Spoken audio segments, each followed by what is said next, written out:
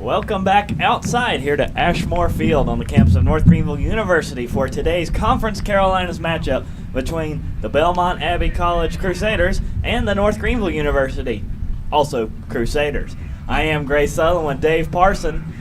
As always, Dave, it's the Battle of the Crusaders again, but this time we move over to the baseball diamond as Belmont Abbey comes in today. 10-8, I believe it is, overall. North Greenville sitting at 12-4, coming off a big upset over the number 3 team in the country in USC Aiken. They were leading 9-3 at one point in that game. Gave up some runs, but still managed to hold on barely at the end to win that game 9-8.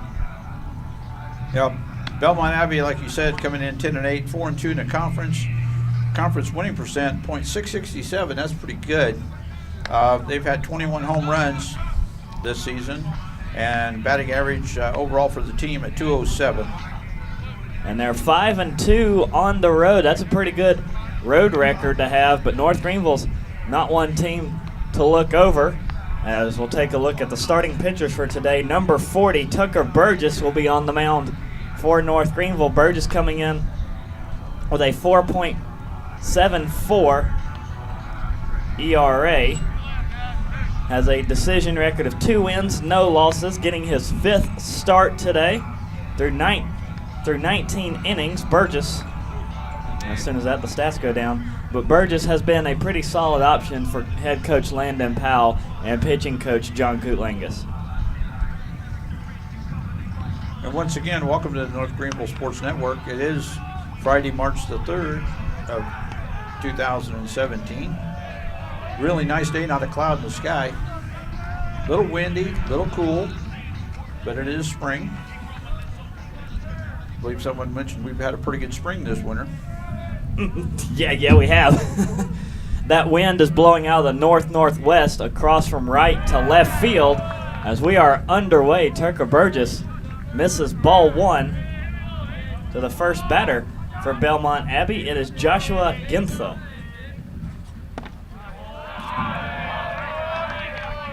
And Burgess having a little bit of trouble finding the zone early. 2 straight balls to start off the game.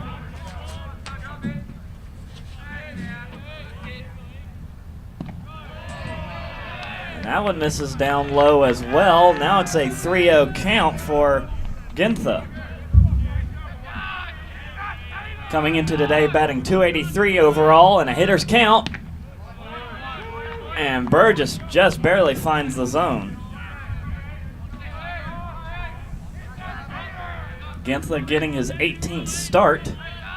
Still in a favorable count, and he'll foul this one off to fill it up.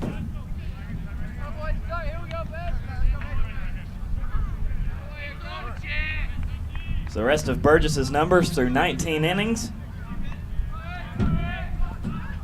He has struck out 22, only walked 1 batter, but in danger of allowing only his 2nd walk of the season here. Off the end of the bat, down the left side, and trailing. This one's going to hang up and be caught for the first out. Good eyes out there by Ryan Brown playing left field today. Yeah, Brown was right underneath that one. It was well struck. Sounded solid when he hit it. Next up will be the right fielder, number 3 for Belmont Abbey, Kenan Stanley.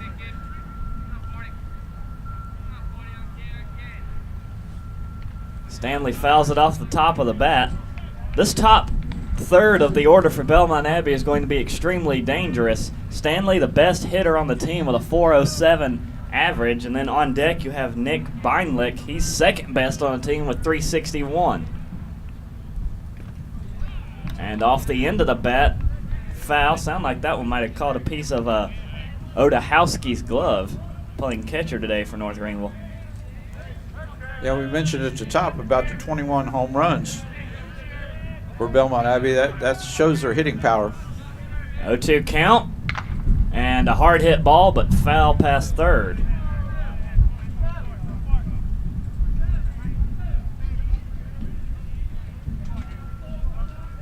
Stanley's had 5 extra base hits for Belmont Abbey, 4 doubles, and a triple, and he's also added 2 home runs.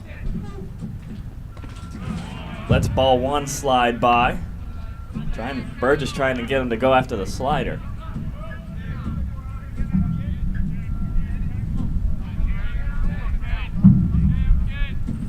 Still a favorable count to Burgess on the 1-2. Popped up, foul behind the plate. Something else Burgess has done well in the couple of times we've been out here to see him pitch is he does a great job of getting ahead in the count. He doesn't fall behind very often, still ahead here, 1-2. And a well-struck ball back to left center field. Brown has to scoot back to get this one, and he'll have it. And it's the Ryan Brown show right now. And that one was a little bit dangerous. That was hit over in the left field, right where that wind's going. It was trying to push it out. Yeah, that one was well struck as well. This Belmont Abbey team can hit the ball, no question about that. Now with 2 out, nobody on for the Crusaders from North Carolina, the center fielder, Nick Beinlich. And a slow hopper into center field for the first base hit. A big turn from Beinlich, but he'll have to go back to first, as that one was just quick enough to beat out Andrew Frazier at short. And the inning will continue, or the opening frame will continue for Belmont Abbey.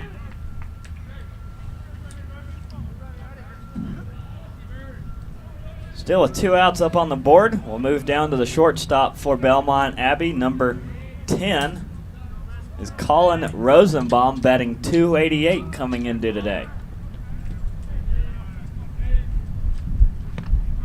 And Burgess finds his own strike 1. A lot of high 200s and then low to mid 300 batting average for the Belmont Abbey team.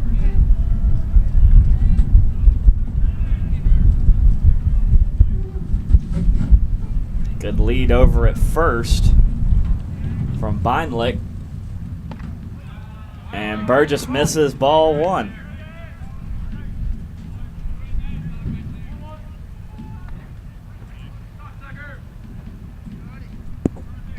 You mentioned the batting averages. We're still in the first third of the season, so the batting averages are going to be inflated a little bit, but they are starting to come around now. We get a good feel for the batters, how well they can play. Pickoff attempt, not in time.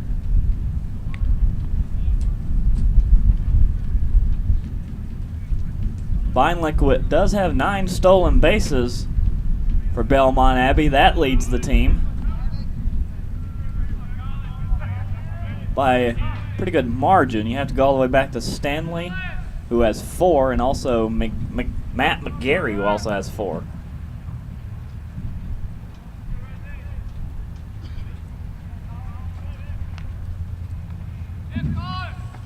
Odahowski calling time to have a quick word with Burgess.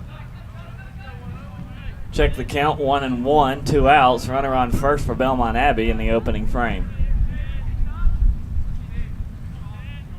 And they'll pick off to first, still not in time.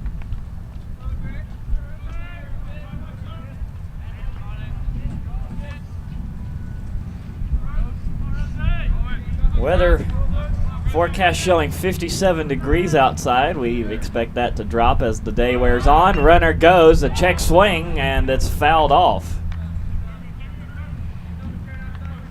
Boy, Beinlich had a great jump from first, and that was just high and inside enough that it caused a reaction from Rosenbaum.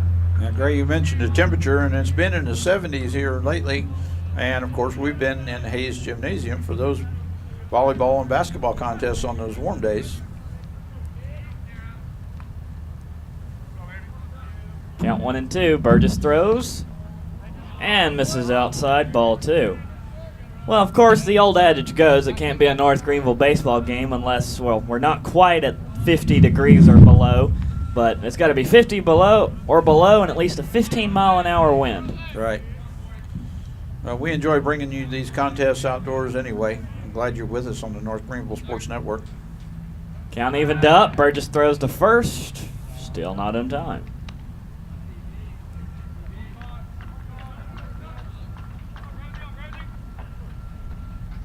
It's a really good likelihood that Beinlich's going to be going anyway with 2 strikes and 2 outs.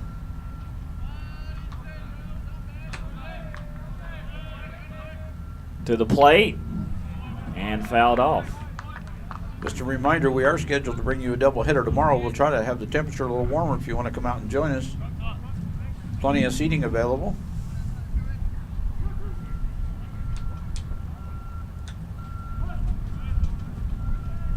Well, don't know if showing about 60 degrees now, so it's improving slightly. And a slow swing, chopper to third, fielded on the run, throw to first, away from the bag. This is going to go all the way into right field. They're going to hold the runner at third.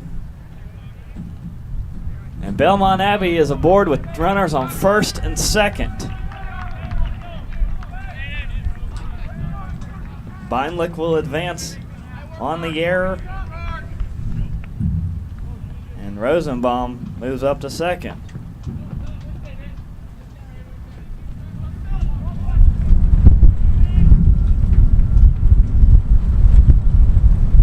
Now Belmont Abbey threatening to put the first runs on the board as we're down to the 5th batting spot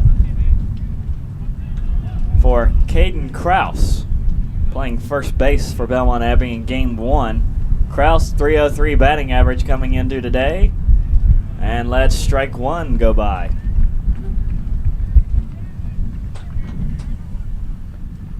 Kraus, 14 RBIs on the season.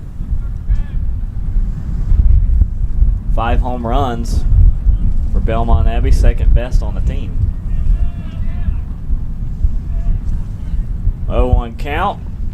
Swing and a miss on the slider, strike 2. So again, another favorable count to Burgess, but he hasn't been able to seal the deal.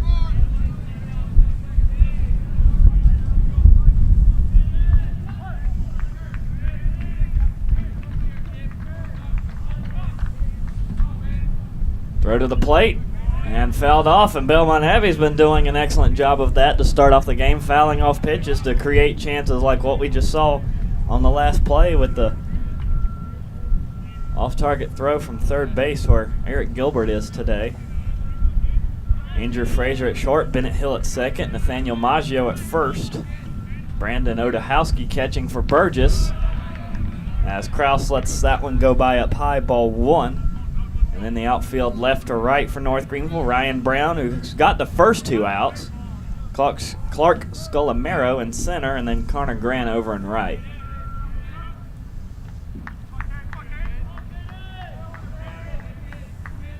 Pitch to the plate, checks a swing. Did he go? Does not look like he did. No, he didn't. But he certainly stared at it the whole way and went at least a third of the way, but that's not good enough, and now it's 2-2. They do have a base open at first, so they could let him go if they need to. 2-2. And called strike 3. That was a good play. So Burgess able to get out of some very early trouble. Belmont Abbey doesn't get any runs despite leaving 2 base runners on. 1 error in that inning against North Greenville and 1 hit for Belmont Abbey. So 5 batters come to the plate for Belmont Abbey, and that is all they can do in the top of the first. We'll head to the bottom of the first. Due up for North Greenville will be Clark Scolamero, Conor Grant, and then Nathaniel Maggio coming up next here on the North Greenville Sports Network.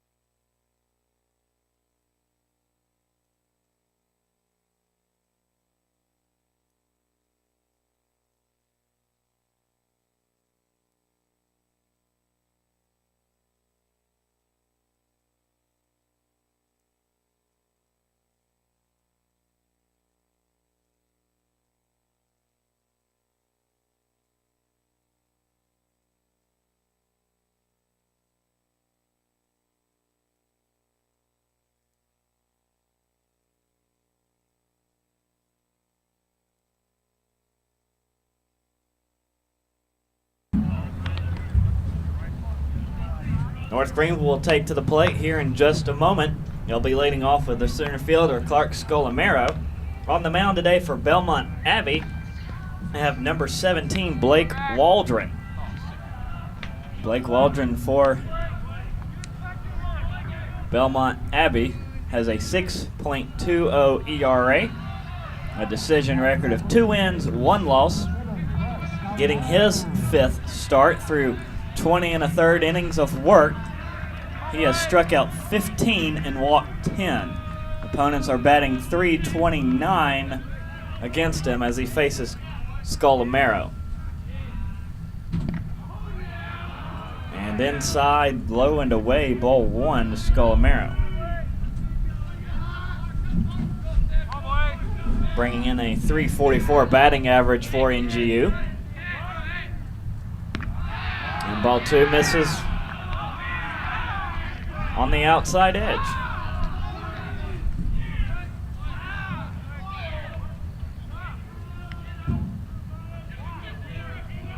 Count 2-0, and jammed him up inside, strike 1. Come on, Blake, stay in there.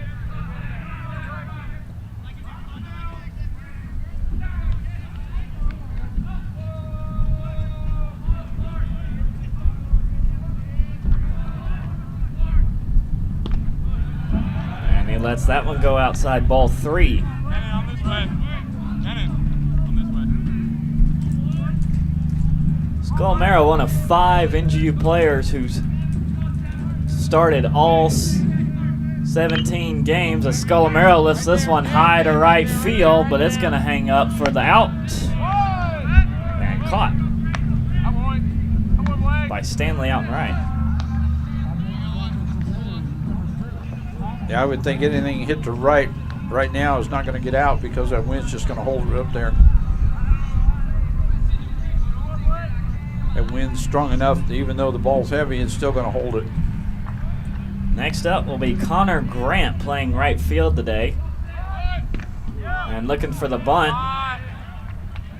And he lets ball 1 go by. Grant, .286 average on the year.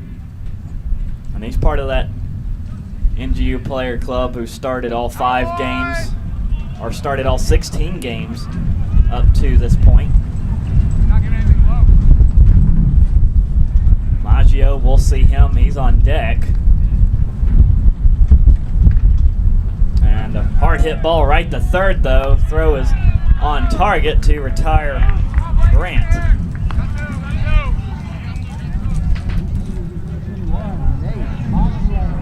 And now that will bring up Maggio. Number to keep an eye on for Maggio is his home run count. He's up to 6. He needs 7.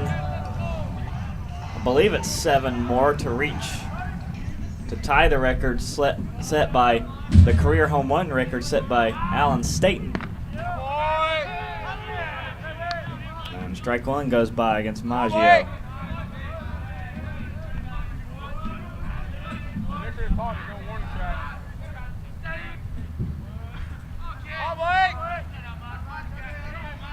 Now 0-1. He had the home run swing, but he fouled it off for strike 2. Yeah, he sure did. The only problem batting left-handed like that, you're going to be hitting mostly toward right field if he catches a good one, but he can pull the ball to the left. I've seen him do that. And I've seen him hit a home run right off the scoreboard. Favorable count to the pitcher, 0-2. And low and away, ball 1. I believe Belmont Abbey's got the book on Maggio too. That they're not going to give him anything good. 1-2. That one outside as well, and it's fouled off. Come on, Blake.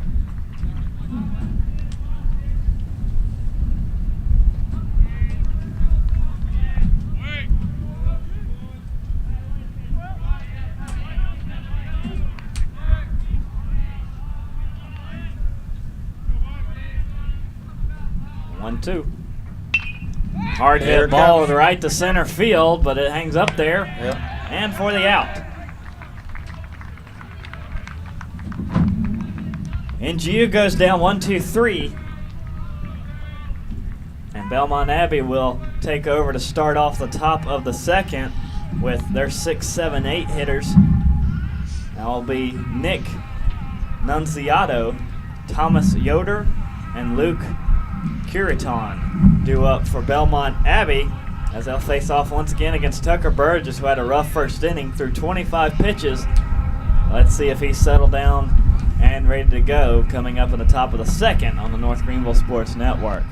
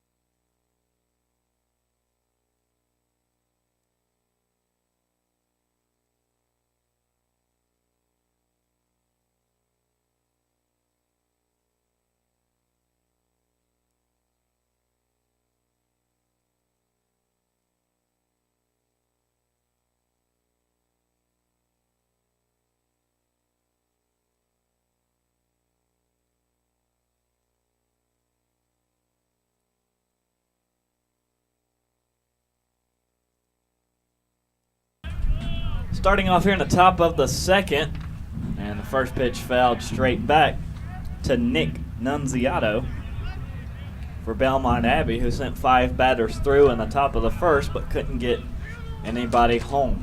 And left 2 stranded at second and third. And Burgess misses low and away, 1-1.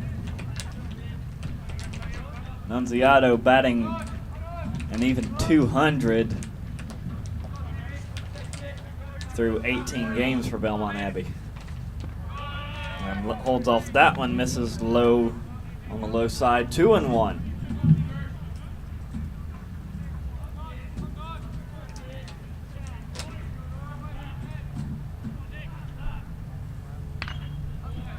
And again, popped up, foul, and no play by Maggio at first. It will even the count up, however, at 2-2. Yeah, the stat sheet shows that this is the 11th at bat for Nunziato, so he's fairly new in the season.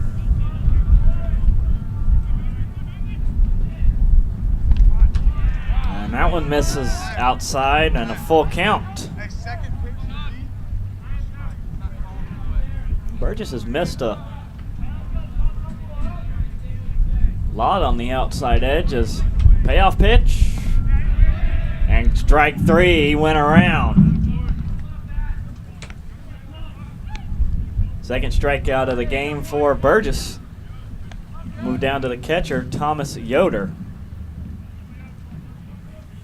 Yoder batting .302 on the season for Belmont Abbey.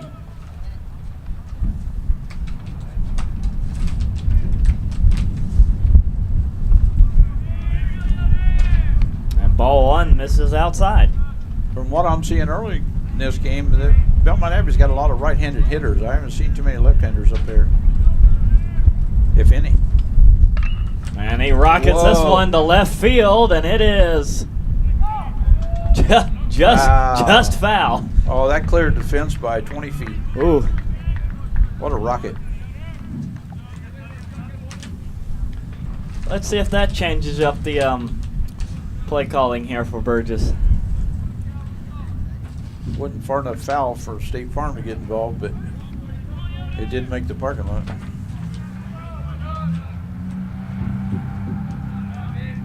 Yoder almost had his 3rd home run of the year. As that's ball 2.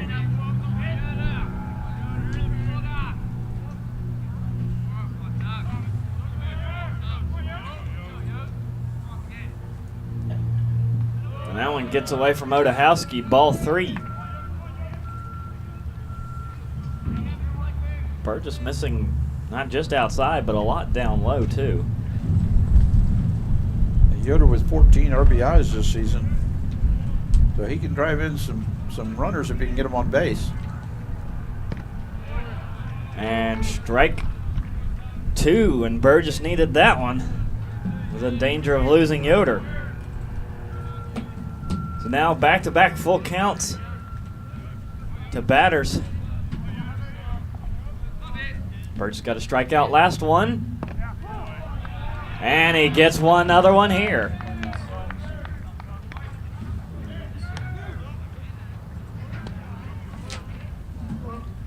Back-to-back strikeouts for Burgess and 2 outs. Will bring us down the order to Luke Curiton, 8-spot hitter. Look at what Curiton brings to the plate as he slaps this one to right center field, and it is caught on the run by Scolamero.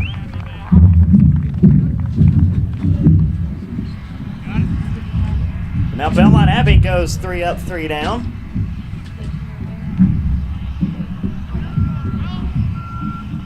And we'll turn it over to the bottom of the second. Due up for North Greenville will be Frazier Brown and Cameraman playing in the DH spot today for NGU. Coming up here on the North Greenville Sports Network.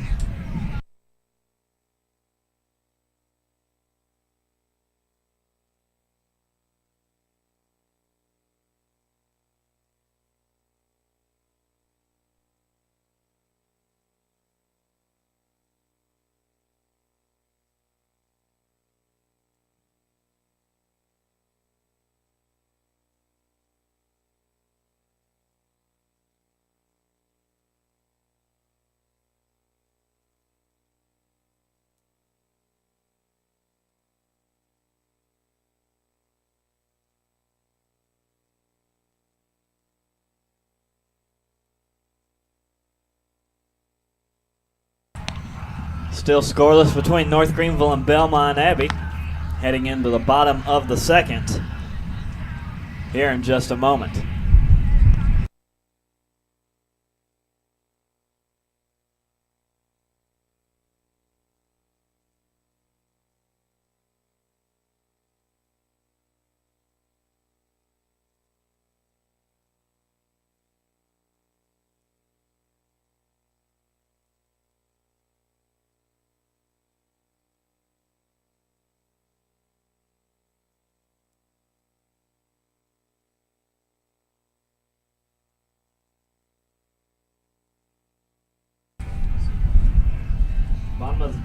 Bottom of the second going on.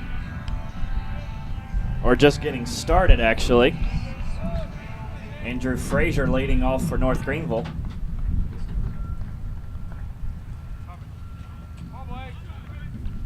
Still up against Blake Waldron.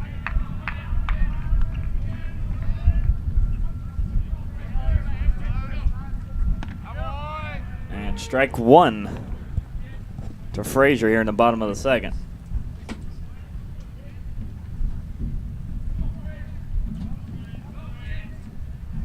0-1. Make it 1-1.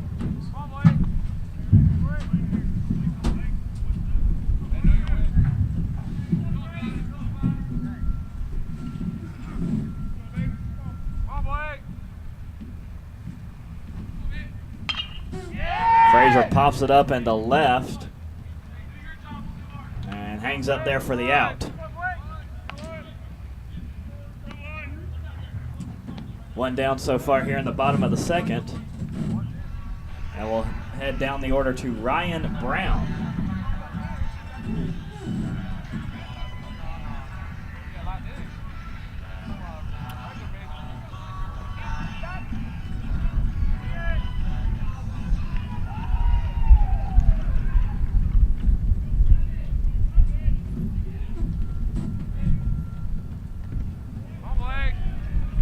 Ball 1 misses to Brown. I'm on this side.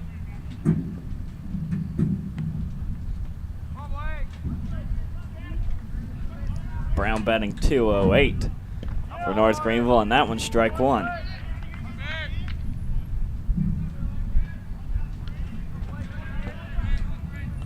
Chance now for Brown to get into the offense. He's had some good defensive putouts.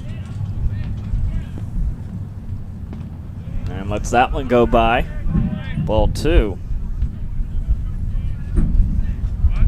I think Brown knew he was going to be involved today with that wind blowing that ball right back to him. And he rockets this one down the right field line, but it's foul. Boy, the wind wasn't affecting that one at all. Yeah, check my windshield, will you?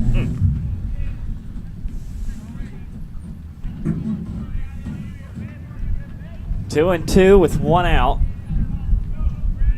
Waldron ready to go. And at the knees, ball 3. First full count faced by Waldron today.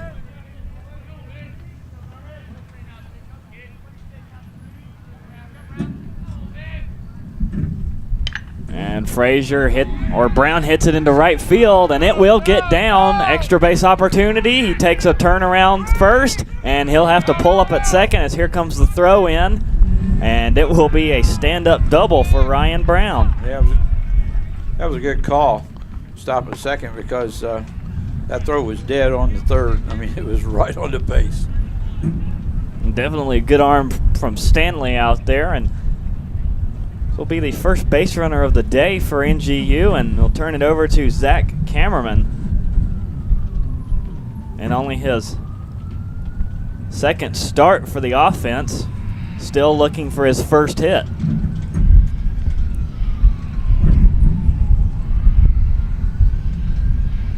Now the Coach Powell coming out to have a brief word with the umpire, maybe not Kammerman.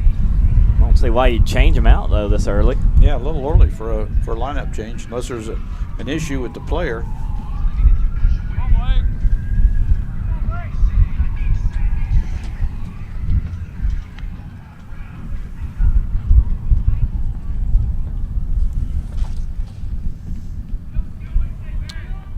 And I believe there is a change. Number 23, I believe I saw 23 behind or at the plate. That's Taylor McEwen.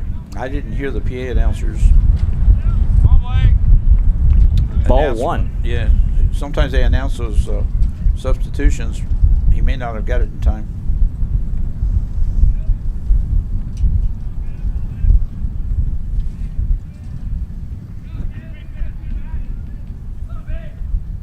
And McEwen, we believe, hits this one to left field, and it's over the fence, but foul. That one cleared the fence, but not as far as the other one did.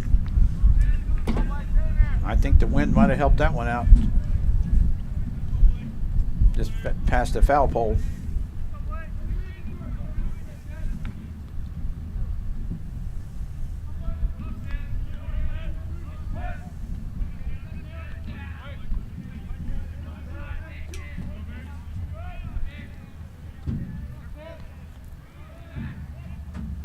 Missed it outside, ball 2. Well, and of course the internet's on the fritz out here, so not much to be done there.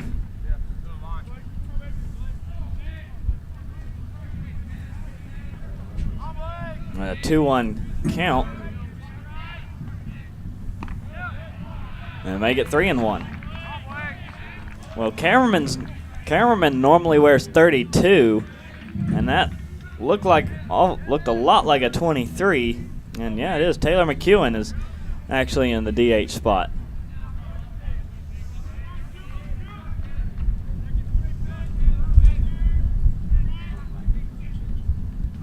And McEwen hits it well into center field. It gets down. They're going to wave Brown around third, and North Greenville will strike first with an RBI single from Taylor McEwen. Yeah, that's where your double came in. They helped you score that run. At least it got you that one base closer with that nice base hit, bring in a run.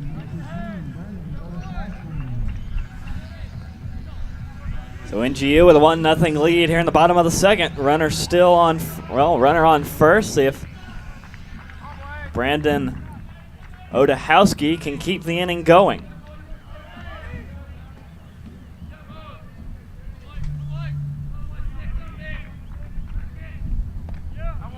And Strike one.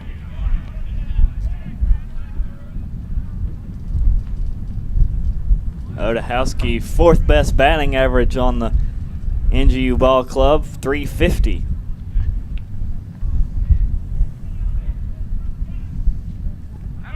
Chases a slider in the dirt for strike two. Yeah, that one fooled him. He was very late on that.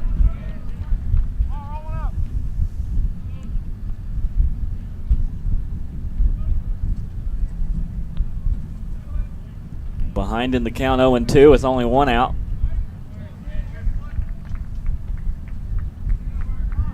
And Odahowski calls time. One thing I've noticed this year too, North Greenville is not really much of a bunting team. Situation here, you'd like to see him bunt a runner over to second.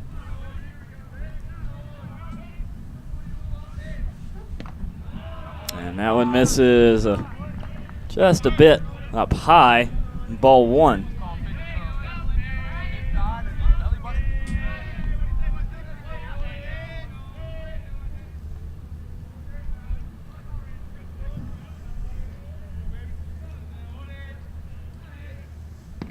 Outside, ball two.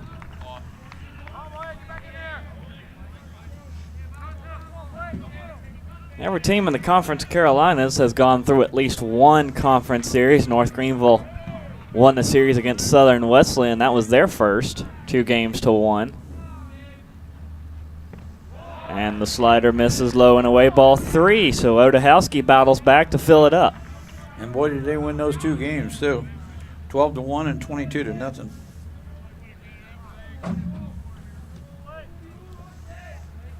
So another full count coming from Waldron, and Odahowski fouls it off.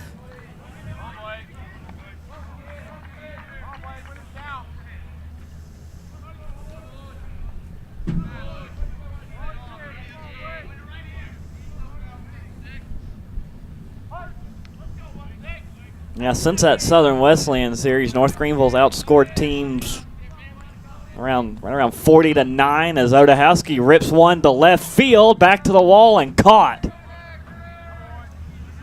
Just not enough under that one. Yeah, those foul balls have been clearing by about 3 or 4 feet, and that was about 3 or 4 feet short. I think it's going to be a busy day. Well, we've already seen Brown have a busy day early, and now it's picking up. Business is picking up for our Curiton out and left.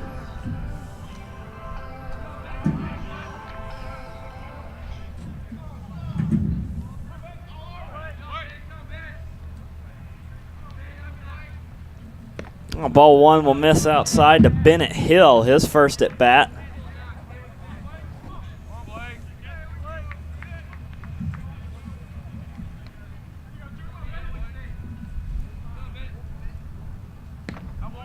And inside, but called strike. Yep, since that game one loss to Southern Wesleyan, North Greenville scored 2 runs in that loss. They have, if you include that game, they have outscored opponents 45-9. Ball two. 9 runs against USC Aiken.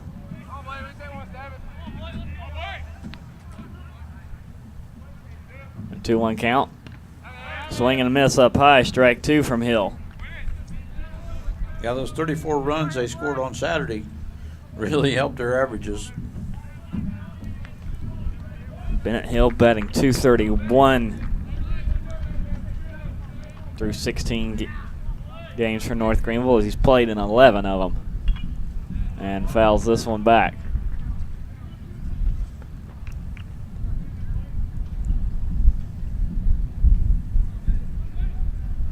McEwen still standing at first, but it's 2 outs and 2 strikes against Hill.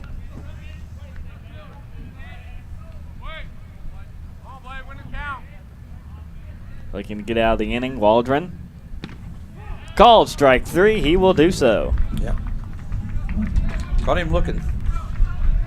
So North Greenville sends 5 batters to the plate. They do score, but only 1 run here. Gets across in the bottom of the second. On 2 hits, No errors against Belmont Abbey, and then McEwen left on base at first. So North Greenville with the early lead, 1-0. We'll head to the top of the third. Due up for Belmont Abbey, McGarry, Gintha, and Stanley here on the North Greenville Sports Network.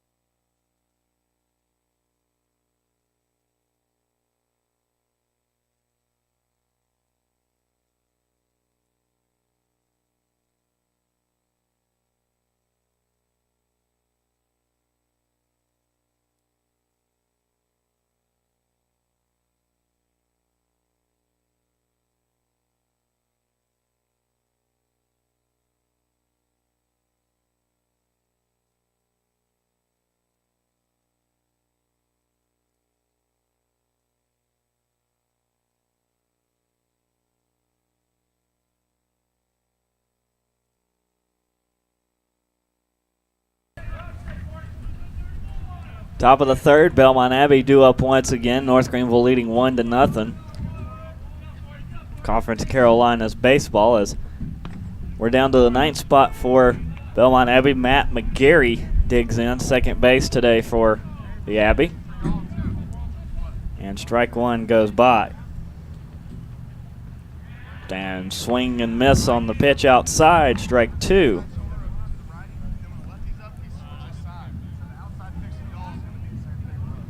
McGarry, 262 batting average for the Crusaders as he hits this one well into right field, and it will be caught on the run. Good play out and right from Conor Grant to retire the leadoff man. Now we're back to the top of the order where Joshua Gintha flew out to Brown and left his first time up. And Burgess is starting to get that hanging curveball into a rhythm. Strike one to Gintha. Another well-hit ball into right, and it will get down for a base hit.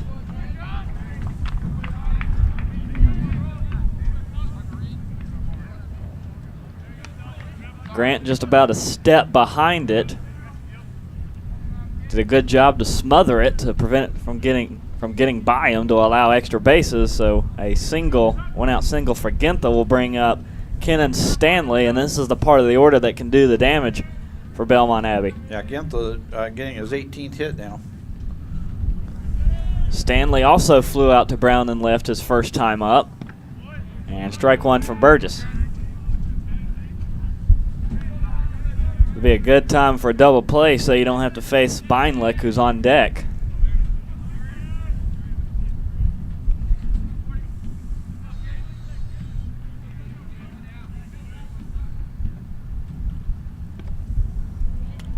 And ball one goes by.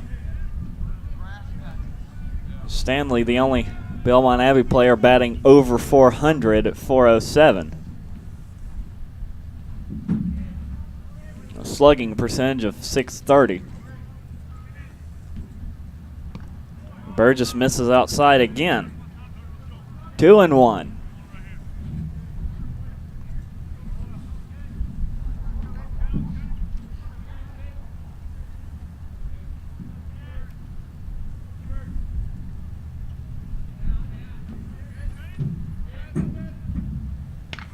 Lifted into right field again. Grant on the run into foul territory. Makes the catch.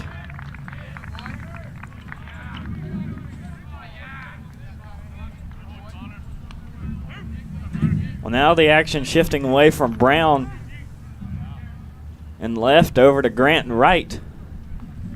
And Grant has the 2 outs on the board. And Burgess will have to face Beinlich. reached on an error his first time up and advanced all the way to third before he was stopped there. Burgess misses, low and away, ball one.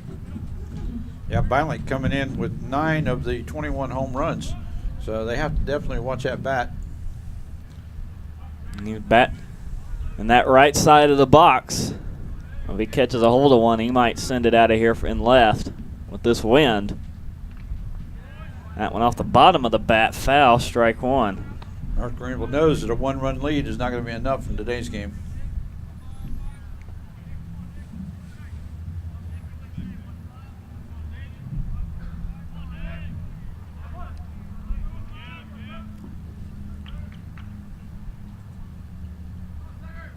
One.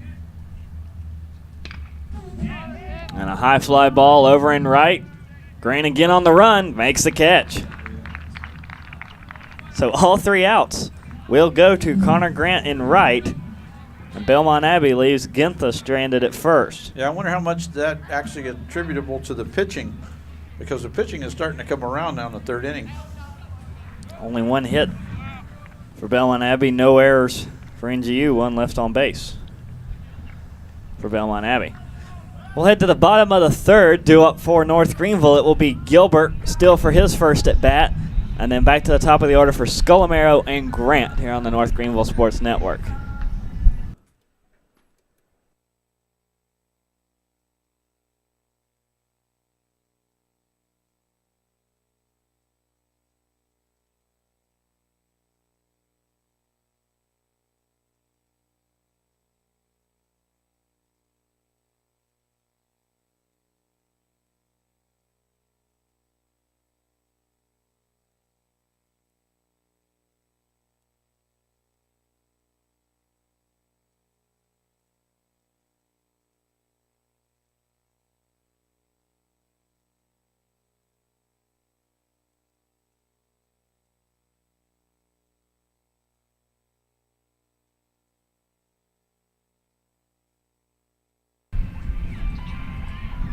Eric Gilbert finally getting his at bat here in the bottom of the 3rd. North Greenville leading Belmont Abbey 1-0.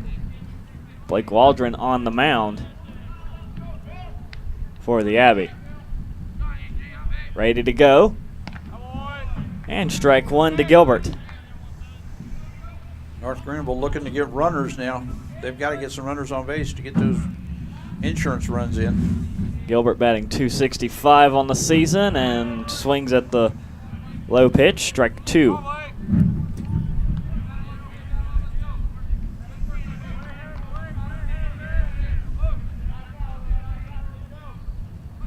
Gilbert behind in the 0-2.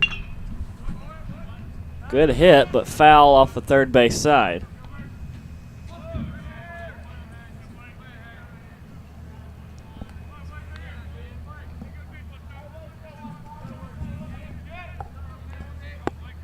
Gilbert hangs on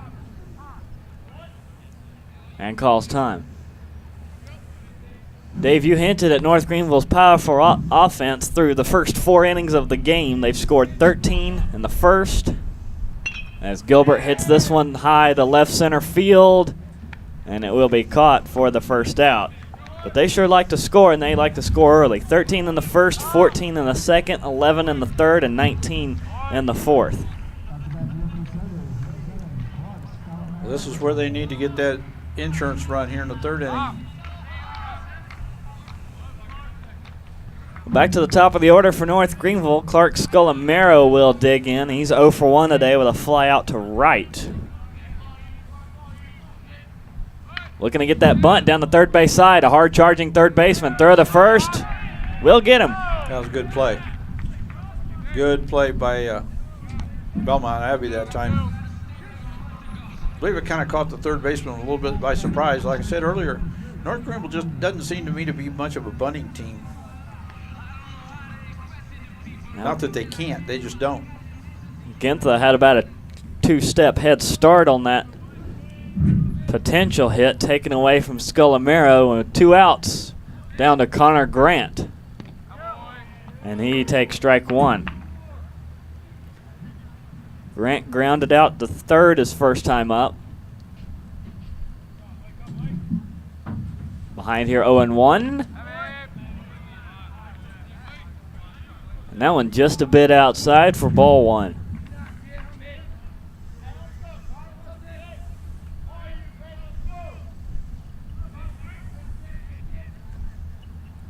And that one hit him. Yes.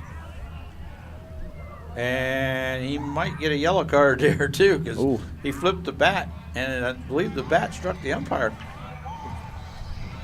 Probably got a little bit of a warning out of that. Yeah, don't do that again. Exactly. I know you're upset about being hit, but watch what you're doing there. Yeah, even in the MLB, they've been cracking down on bat flips. So Grant's aboard at first with 2 outs. Now Nathaniel Maggio up to the plate. They're trying to keep Grant back. Pickoff attempt no good. We know Maggio can bring in some insurance too. And Grant 5 of 6 on those stolen bases. And ball one misses outside to Maggio. Now Maggio's chasing a record set by Alan Staton for career home runs. Another pickoff attempt no good. Maggio broke the single season home run record last year at Fluor Field. And there's another Fluor Field game looming on the horizon against USC Aiken. And that's strike one to Maggio, so I'd like to see him break it earlier than that, but Maggio does have a habit of doing big things on big stages.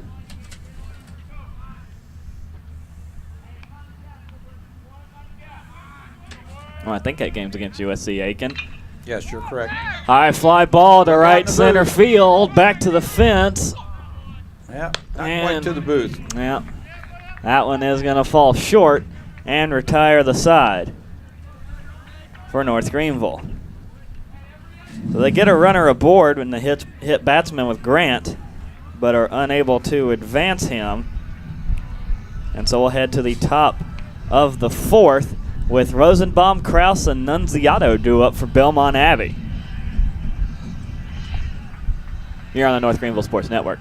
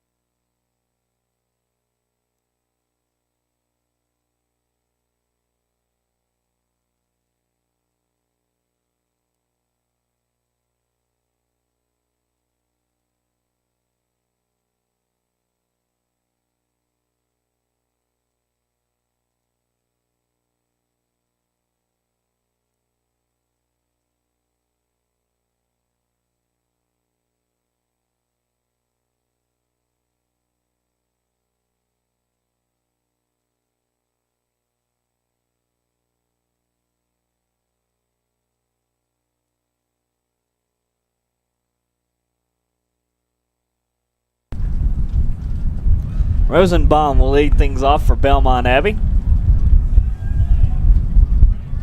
Here in the top of the 4th.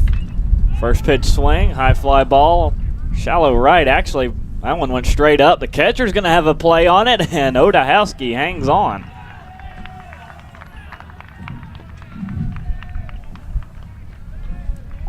I mean, that one must have been off the very, very top of the bat. That one moved about 5 feet.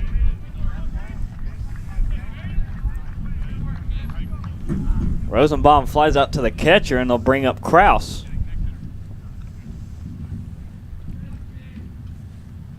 Oh for 1 today with a strikeout. That ended the 1st.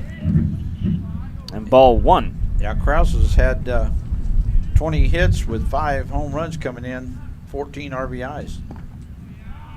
And strike one here to Kraus.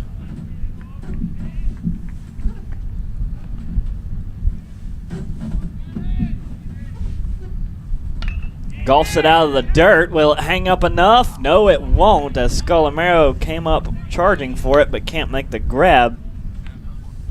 And it's a 1-out single for Kraus.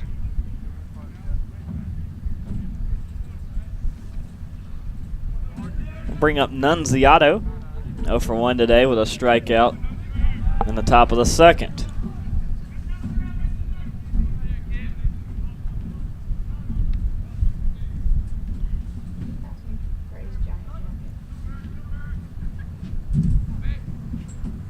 And low and away, ball 1. Burgess will not offer anything inside, but it's forcing him to go.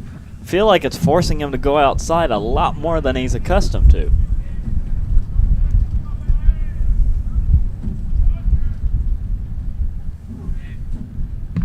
Now that one's right down Main Street, and Nunziato missed it.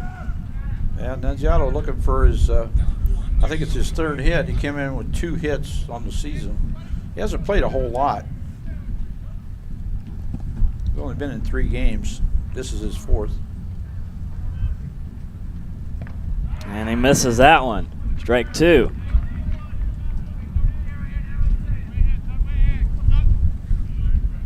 I'm taking a couple big hacks at fastballs, but both have been late.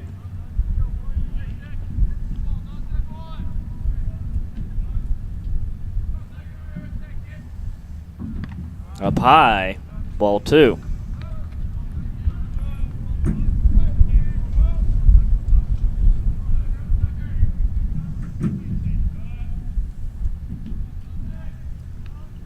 Count evened up, 2-2. Runner on first for Belmont Abbey. Only 1 out.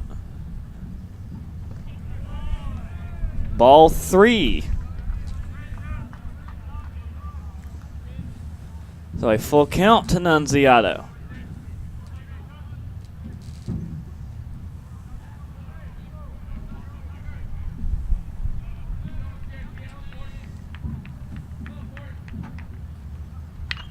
Pops it up in the infield. Looks like Hill's going to have a play on it. And he does. Second out on the fly out to Hill. We'll force Kraus back to first, and we'll bring up the catcher, Thomas Yoder, 0 for 1 today with a strikeout.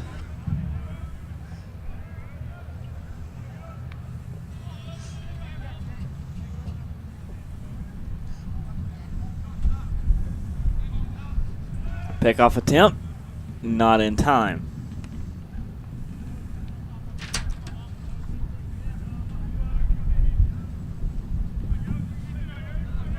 Kraus has not recorded a stolen base this season yet. Yoder coming into today with 16 hits, 3 doubles, 1 triple, and 2 home runs. 14 RBIs, so he definitely can put the ball in play. He takes ball 1.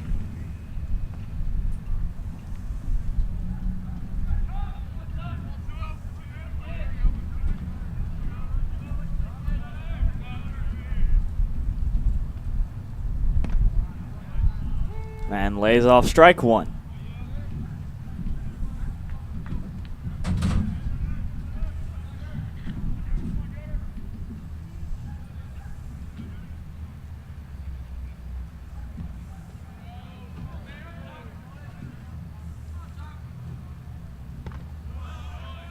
High and outside, ball 2. Another interesting thing about Yoder, he's only had 1 base on balls the whole season. So he definitely a contact hitter. Certainly taking his time here. 2 balls and a strike. Burgess gets set. Hard hit chopper off the third baseman, and that will only allow a single.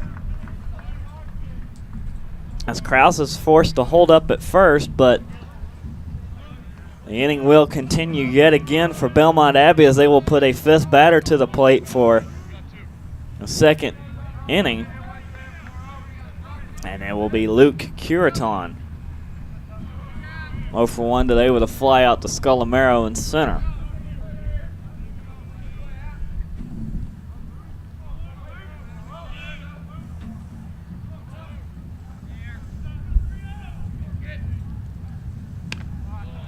And Burgess fires away for strike one.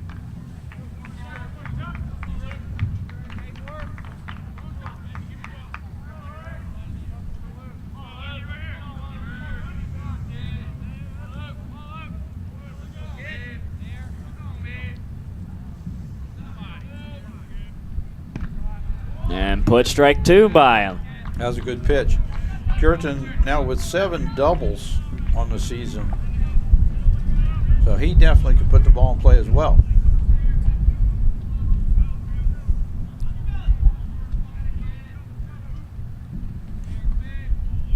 Oh and 2. Hard hit left center field, and it is back to the wall and gone. That's out. Yeah. That's his first home run of the year.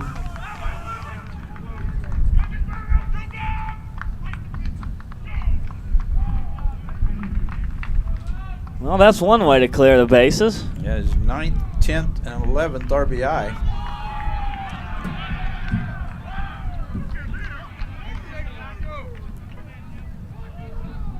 Well, North Greenville's going to need the offense to step up again today, as Curiton puts Belmont Abbey up 3-1. Burgess already ready to go, and fouled off from Matt McGarry.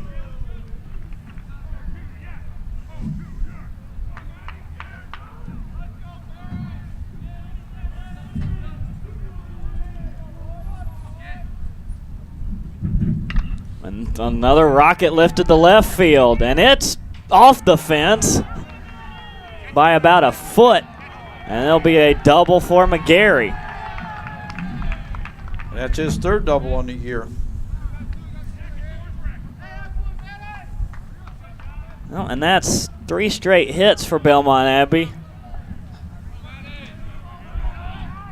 I don't see any activity in the North Greenville Crusaders bullpen at this time. Well, I don't either, and I barely see anybody in there at that. Yeah. And now we're back to the top of the order. This is the 7th batter to the plate for Belmont Abbey this inning. Gintha back up to bat, take strike one. 1 for 2 today with a single as his hit back in the 3rd.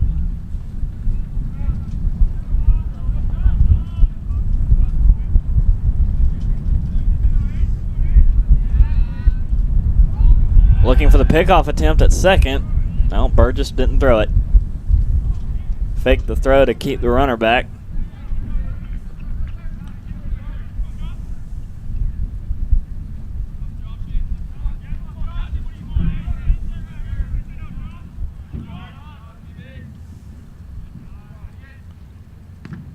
And Gintha let strike 2 go by. So another favorable count to Burgess, but he's had trouble sealing the deal today. Yeah, right now just get the batter. Don't worry about the runners. You only need but 1 out.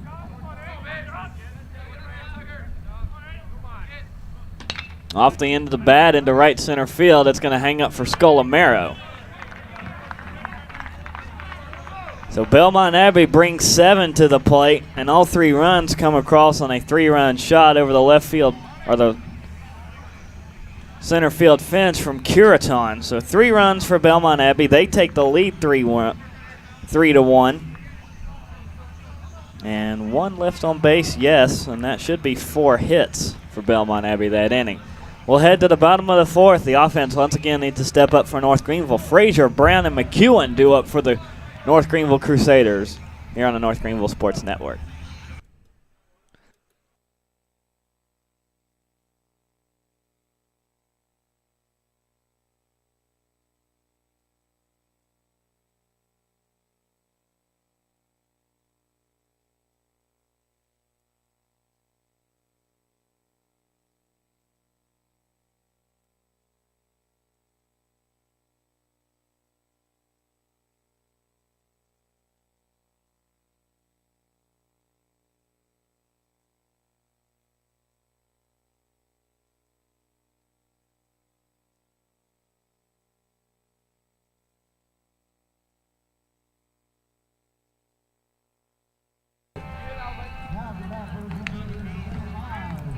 Andrew Frazier first up. He'll lead off the bottom of the fourth for North Greenville as they're suddenly down by 2 runs.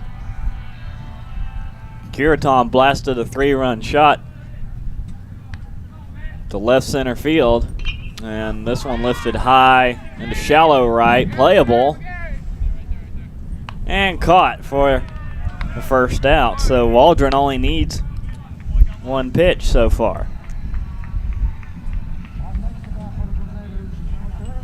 I'll put Frazier away for the inning. We'll bring up Ryan Brown. 1 for 1 with a double, and came around to score the lone NGU run so far.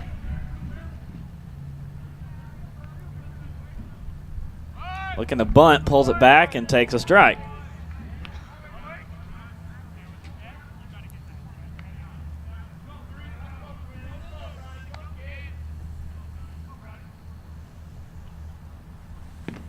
Ball 1 outside.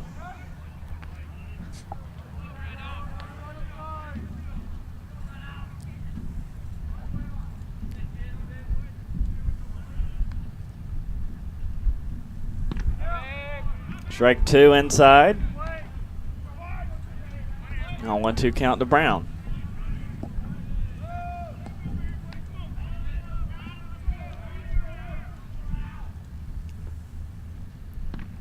Ball 2. High and away. Evened up count. 2-2 to Brown.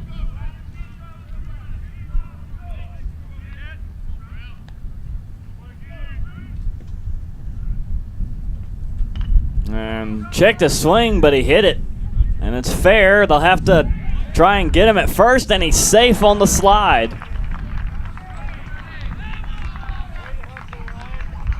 And kind of that dead zone between first and second. Belmont Abbey cannot execute the flip play, and Brown stays perfect on the day with a single.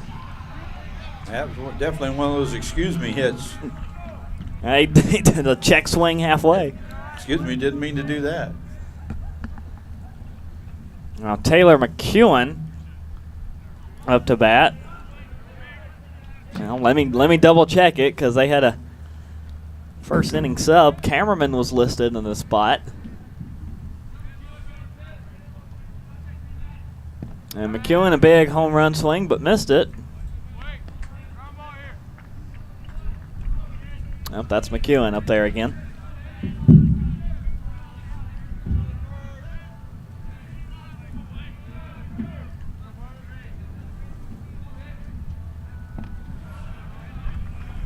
And they'll let ball 1 go by.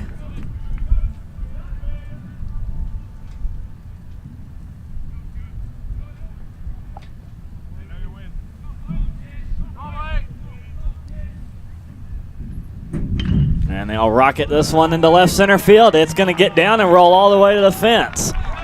They're waving the runner around third. Here comes McEwen into second. They'll throw to the plate, and not in time. And another big slide for Brown. Yeah, that first swing when he missed it looked like he had double written all over the swing, and he certainly got it there.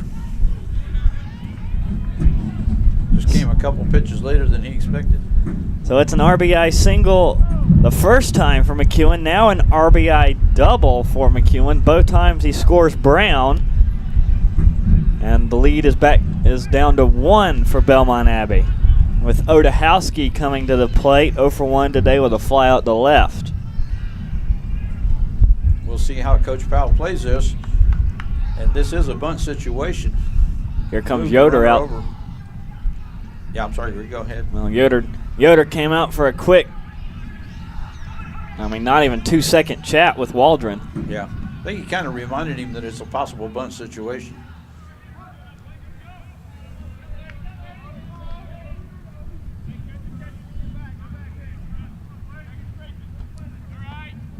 Over the plate, low and away, ball 1. No intention there. He may have the green light. Just go ahead and swing away.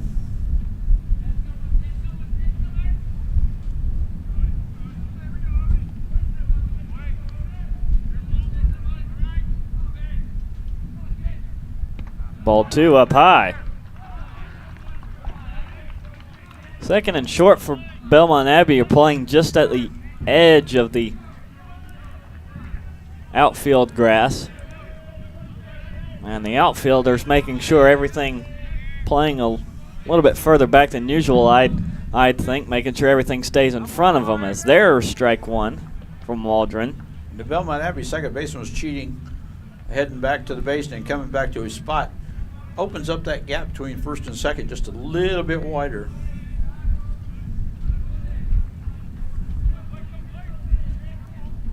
Two one count.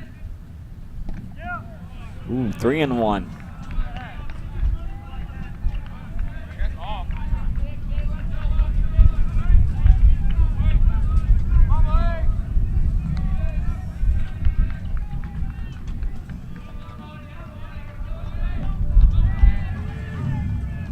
Wojciechowski calls time.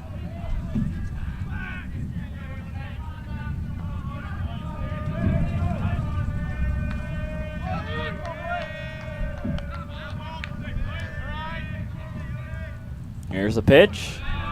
And ball 4 to Wojciechowski. Yeah, for Belmont Abbey now that sets up a possible double play. I don't know that they were particularly playing that way, but it may be to their advantage if he can get the ground ball now.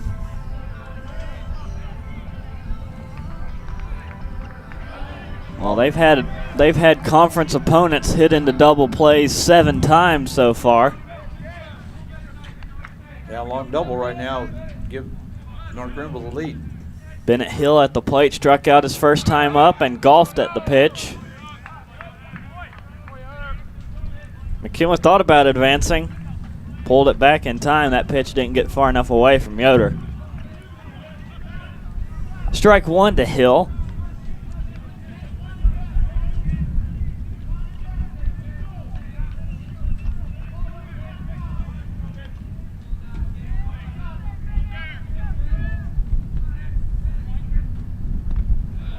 And held off that one for ball 1.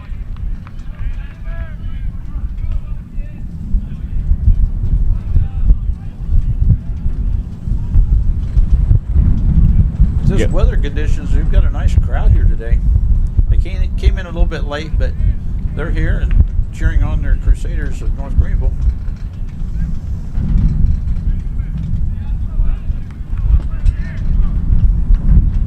I just hope for a little bit better tomorrow.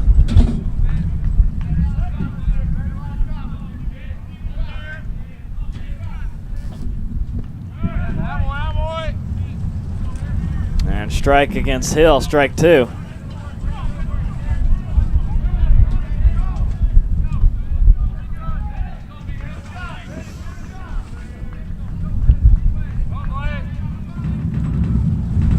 Might be a little bit of trouble spot here for North Greenville. Hill facing a 1-2 count, and the pitch gets away from the catcher. Yeah, that'll advance the runners now. And it's ball 2 as Hill held off of it. Both runners will indeed advance. McEwen to third, and Wojciechowski up to second on, I would think that'd go down as a wild pitch. Our temperature's showing 53 now, Gray. Yeah, right. Don't know what the wind chill is, but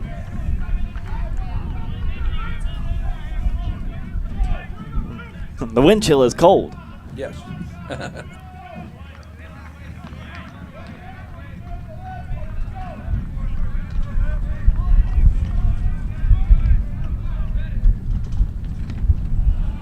And ball 3. Now a full count to Hill. I noticed driving in today that the softball team was practicing, and so was the men's lacrosse. Well, they're out there getting used to this cold weather too. Runners on second and third, a payoff pitch here to Hill. And it's ball 4. And the pitch got away from the catcher, and they're going to have to get a runner back to second, throw to second. Runner goes from third, and Scramble play. The one run did score, I believe. Runner at second, I think, was out. well, we're going to have an umpire conference yet. Yeah. Boy, Odahowski went head first for third.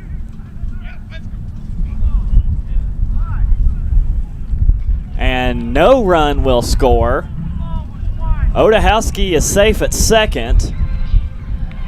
So basically, the entire result of that play is, well, of course, the walk to Hill. I don't know why the run wouldn't score, though. Unless they sent him back to third. They did. I see him out there now. Okay. So the bases are loaded in. Yep, bases loaded now for Eric Gilbert. 0 for 1 with a fly out the left.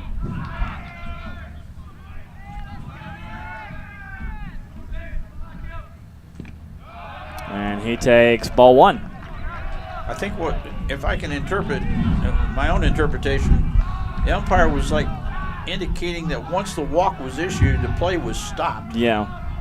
And that said the runners can't be tagged out or advanced. Even though the pitch got away from the catcher. Exactly. Gilbert hits it high in the left center field. It's going to hang up. That should allow one to come in. The throw will be cut off, and it will be a sacrifice for Eric Gilbert. Yep. We'll tie the game at 3, scoring McEwen from third. And North Greenville not finished yet. And on the play, the runner went to third. The runner from second advanced to third. How about Odahowski taking advantage of the situation? No, they're sending him back. Well, maybe not. Yeah, that was a confusing one too, because the players came out to congratulate the runner for his score, but during the confusion, it might have been because the players were on the field that they disallowed the advance. Interesting inning. We're tied at 3. And the first pitch swing, high fly ball to right field will hang up, and no more damage will be done as Scolamero flies out to end the inning. So North Greenville put 7 batters to the plate. They get 2 runs across. That they leave Odahowski, the go-ahead, stranded at second. Nonetheless, a big inning for North Greenville. They score 2, and we'll head into the top of the 5th, tied at 3, due up for Belmont Abbey. It should be Stanley, Beinlich, and Rosenbaum here on the North Greenville Sports Network.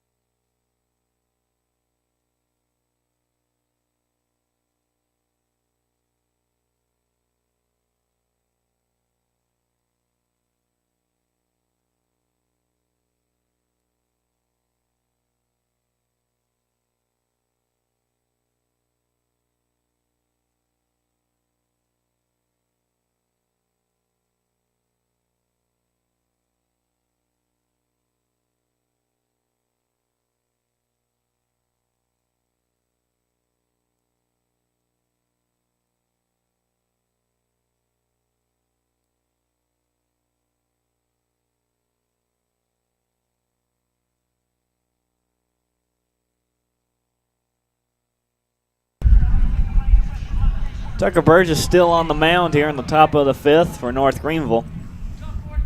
Belmont Abbey up to the plate with the heart of their order, Stanley Beinlich, and then Rosenbaum.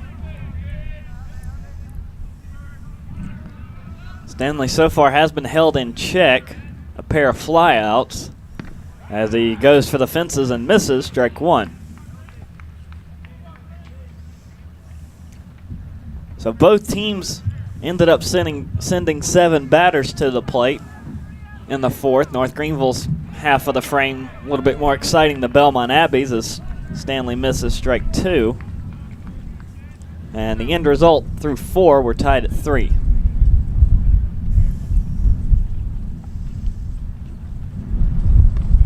And ball 1 low and away to Stanley. And no doubt, Keenan Stanley is a little bit homesick coming out of Jacksonville, Florida. Probably a little better weather-wise than we got here. 1-2 count. We'll make it 2-2.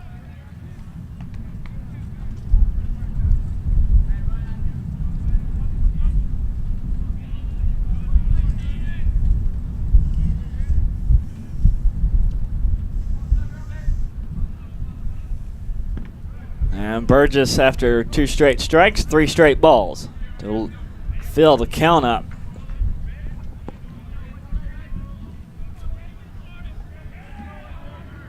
Decision time for Stanley. He swings at it, and it looks trailing foul into the hillside. No help from the wind on that one.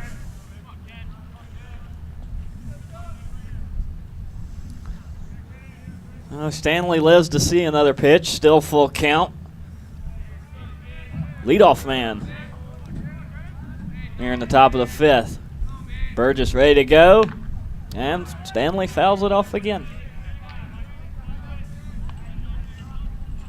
North Greenville has to be real careful now.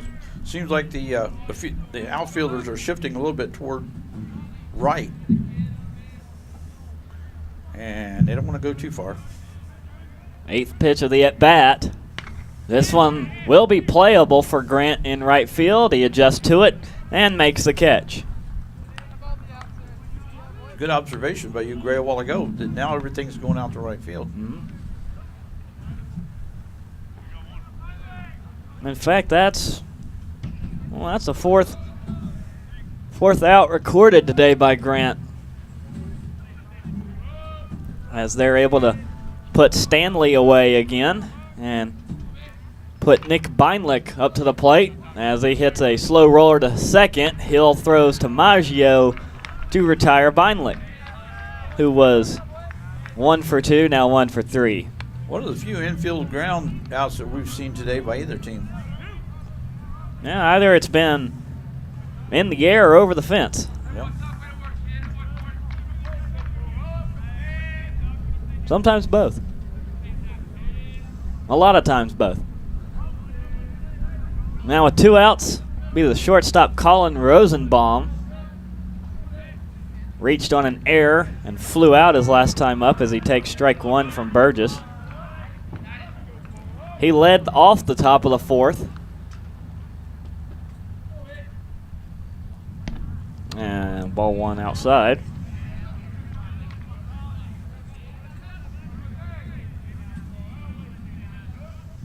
On deck is Kraus. And a chopper past Gilbert at third into left field. Yeah, it was a rocket. Gilbert didn't have a chance to react to that when it was past him before he could move. That took such a weird hop off the, I guess it caught just barely the last piece of grass that it could before it hit the infield dirt. And now Burgess will have to face Kraus, who started the scoring with a single back in the 4th. He came around to score the first run for Belmont Abbey. And Burgess gets in there for strike 1. 2 outs, though. Well, it was 2 outs last time for North Greenville before they ended up giving up a 3-run home run. Ball 1 up high.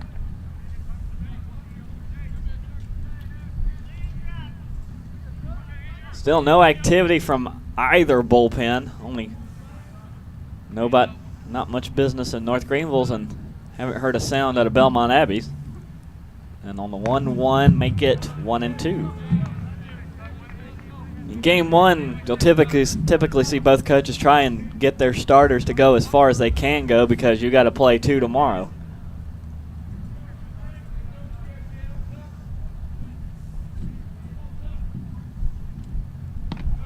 Burgess misses up high, ball 2. Just a reminder, too, the start time for tomorrow is scheduled for noon. That means the heart of the first game will be right when the temperature is probably the warmest, so it won't be like this evening where we're starting to get the shadows on the field now. The temperature's starting to drop. Fouled away by Rosen, or by Kraus. They'll stay alive at 2-2. Belmont Abbey hadn't played since February 28th when they took down Lander, I believe it was. Yes, they won that game 9-4. North Greenville's last game was that upset win over USC Aiken. But in that game, they used about 5 or 6 pitchers. Pop up into right field. Grant going back for it and has it for his 5th out of the game. You mentioned Belmont Abbey. That their next game will be Tuesday, March the 7th at Lenore Run. No runs on 1 hit for Belmont Abbey, no errors, and 1 man left on base. So we're through half of the 5th. We'll head to the bottom frame for North Greenville. Grant, Maggio, and Frazier due up for NGU. Coming up here on the North Greenville Sports Network.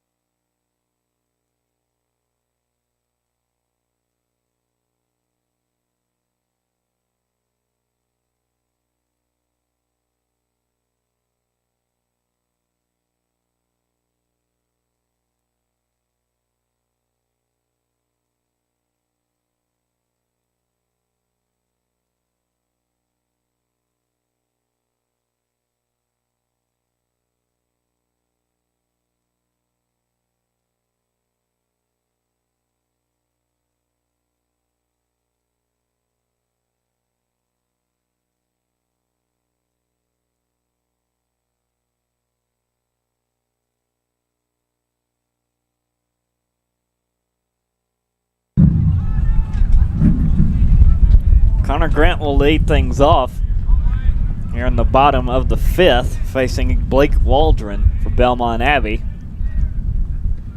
As he'll take ball 1 low and away. Grant hit by a pitch his last time up. 0 for 1 today officially. Or I should say unofficially until the game's over and by my numbers. Well hit in the left field, and it will be off the fence. Extra base opportunity for Grant. Big turnaround first, and he'll have a leadoff stand-up double. Yeah, great way to start off the inning. That was about the same way he hit it to walk off against Lander. Almost same spot, too. And now a runner on second, and a chance for Maggio to get some scoring, as Maggio, he's been held in check, has flown out both times to center. The second time was a little bit too close for comfort.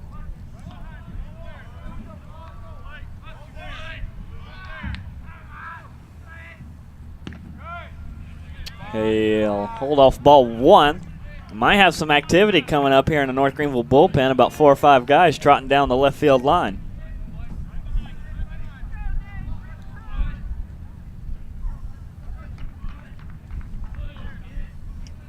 1 out of Maggio. No, 2 and out. Yes, this would be the time to get the gloves ready.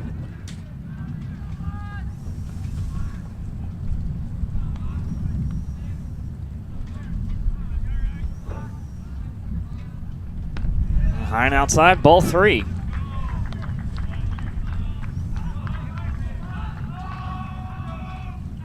Well, if they walk in, we can put the gloves away.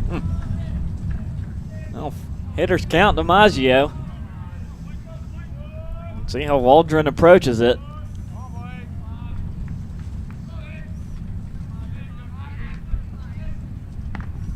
And he fires it right in the middle, strike 1.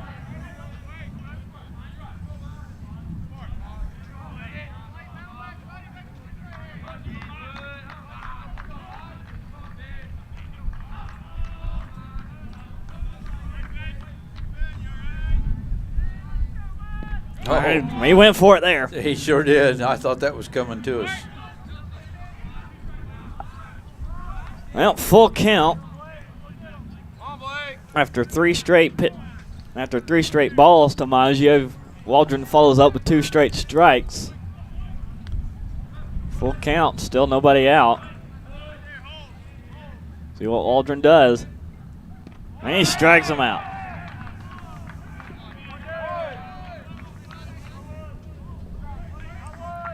Everything that Maggio saw was either high and away or down low out of the zone that he missed it.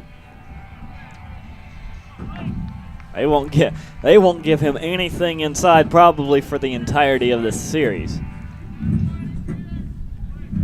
As North Greenville turns it over to Andrew Frazier to try and jumpstart the offense. Now Frazier could bring in that run too. He's got a bat.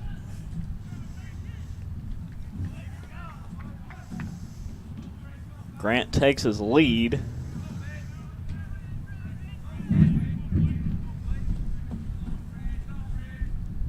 And high and away, ball 1 to Frazier.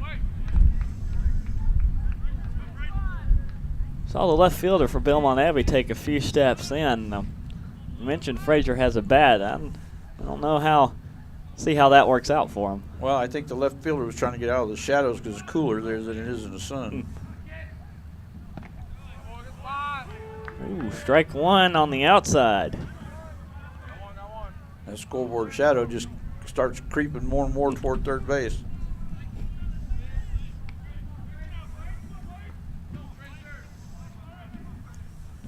Not much to interfere with the sun apart from the scoreboard and I guess our booth. Ball 2. So it's going to take a while. It's got to almost be sundown for this entire field to be in shade.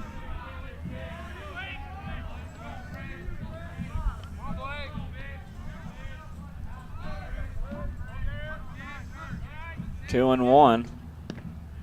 3 and 1. Now Waldron almost walked Maggio, battled back to strike him out. Has a 3-1 count against Frazier.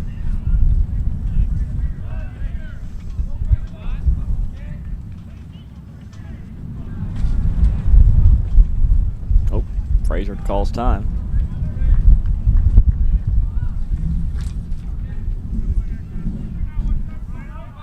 Haven't gone over the coaching staff yet for Belmont Abbey. We'll hear after this play. Strike 2 to Frazier. Head coach Chris Anderson for Belmont Abbey and assistant coaches Ryan McClinney, Todd Miller, Jeff May, Nick Pop, Weston Lawing.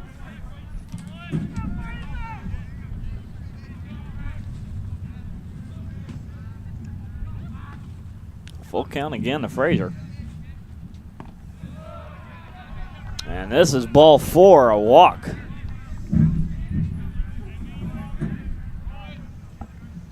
So Maggio strikes out. Frazier takes a walk with 1 out. Runners on first and second, and we're down to Ryan Brown, who is 2 for 2 today with a double and a single. That double was a 1 bouncer onto the fence too, so he can poke it out there. See if Waldron can break up his perfect day. A first pitch swing, slow chopper to second, fielded. Throw to first will end Brown's perfect day on the ground out. Runners advance up to second and third with 2 outs.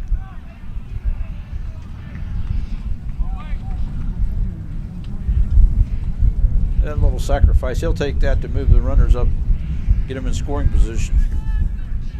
Now put Taylor McEwen at the plate. Oh, McEwen's also 2 for 2 with a single and a double. Yeah, a little single right here, bringing at least 1.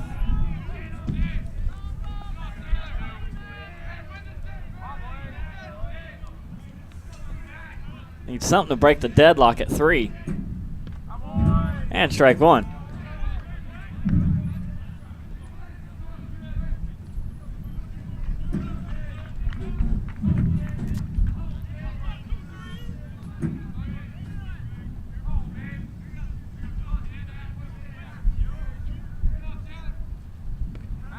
Big swing, nothing.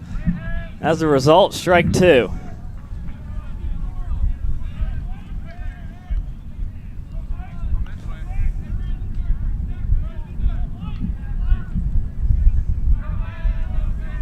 Now a chance for Waldron to get out of the inning. Strike three, got him to go. Yep. And he threw the ball away. Runner scores. He dropped the ball on the strike. Well, no, I don't know what's going on. The umpire called him out.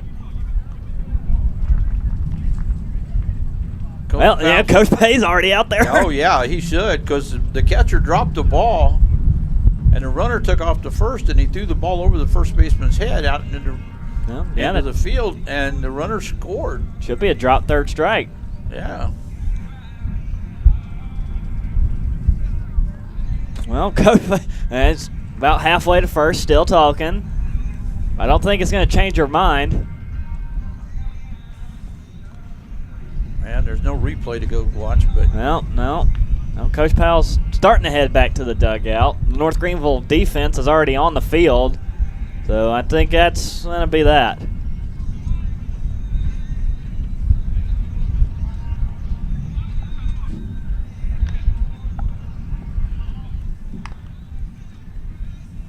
And I think, not done yet. Yeah, Coach Powell's still questioning his baseball knowledge.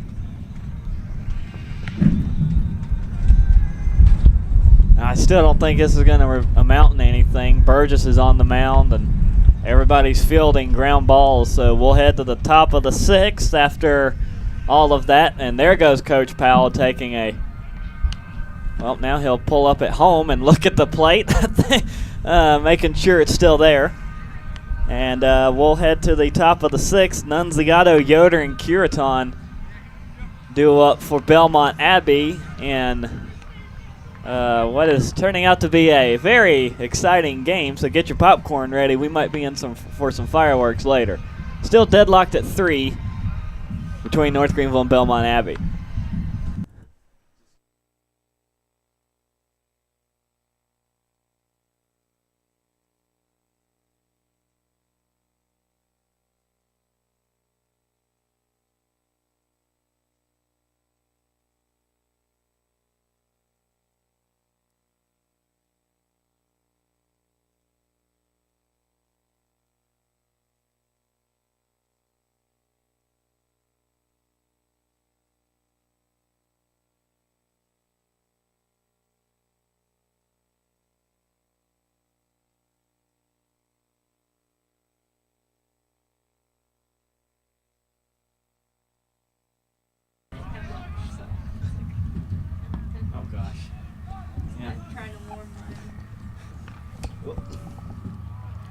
And a bunt goes foul down the third base side from Nunziato. And that will result in strike one. Nunziato 0 for 2 today with a strikeout and a flyout.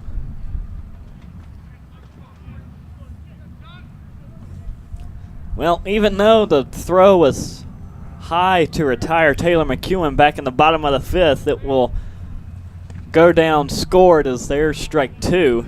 It will go down being scored as McEwen striking out. A drop third strike, and it will be a put out at first from the catcher to the first baseman. Although the first baseman never touched the ball. Yeah, I'd love to get an explanation from the umpire on that one. Well, I think Coach Powell did, and he wasn't happy with it. Yeah.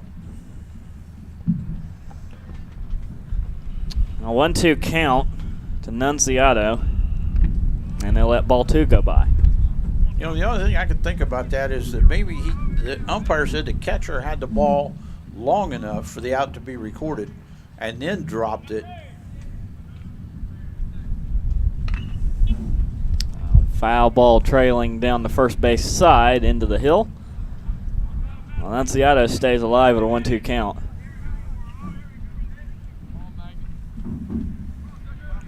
And wasn't it the umpire who was standing over at first that made the call, not the home plate umpire?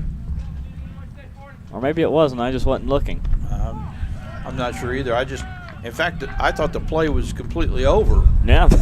And then all of a sudden I saw the throw go to first, and it went clear out into right field. And everybody just kept running on North Greenville side, and the players come in and scored. I think both of them actually reached home plate. But Burgess strikes out Nunciato for the first out.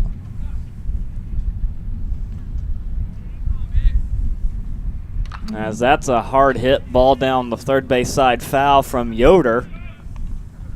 Singled his last time up, came around to score off the home run from Curiton, who's on deck, and we will be seeing him this inning.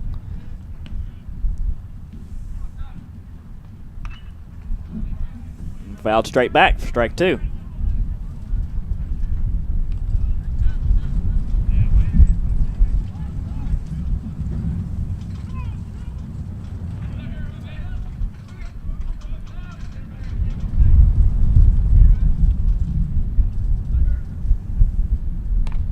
High and away, ball one.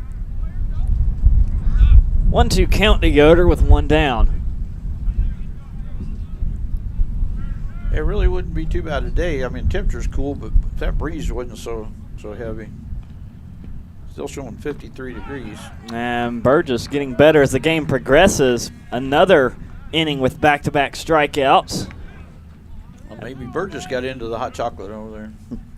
As he has crossed over the 100-pitch mark, so how much longer will Coach Powell let him go?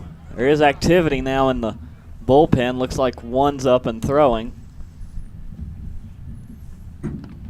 Ball one up high now to Curiton, who batted in all three of Belmont Abbey's runs. Burgess strike one down low, so a pitch up high and a pitch down low. He bats right, and he does have the favor of the wind. And another hard hit ball smothered by Frazier at short. On his knees, throw to Maggio. Not in time, pulled him off the bag. That was a good stop, though. He actually made the throw from his prone position. So Curiton continues his hitting streak. He's 2 for 3. And will keep the inning alive for Belmont Abbey. McGarry now up. Doubled. Back in the fourth.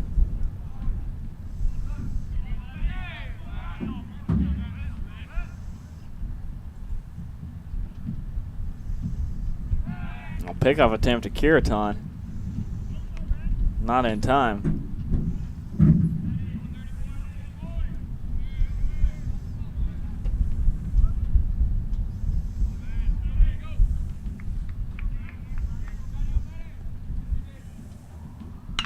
Hard hit ball into right field, hanging up for Grant, and he'll make the play. Now Grant's been busy. Should be his 6th fly out to him over in right, and runner gets aboard for Belmont Abbey, but they can't do anything with Curiton. So 1 hit, 1 left on base, no runs. Come out of the inning for Belmont Abbey. We'll head to the bottom of the 6th. Odahowski, Hill, and Gilbert due up for NGU here on the North Greenville Sports Network.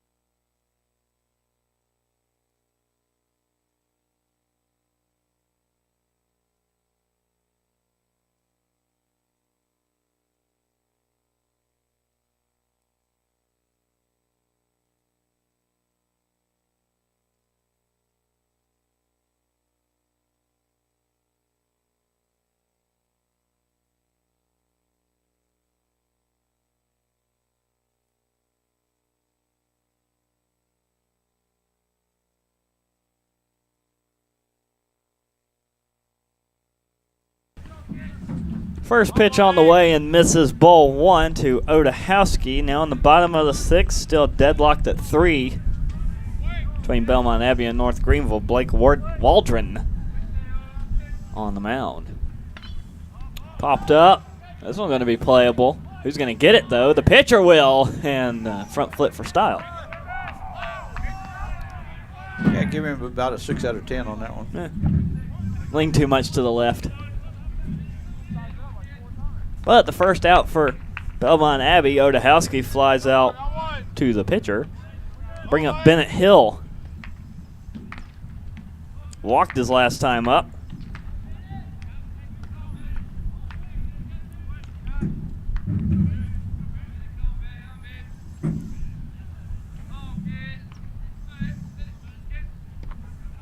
And ball 1 misses up high.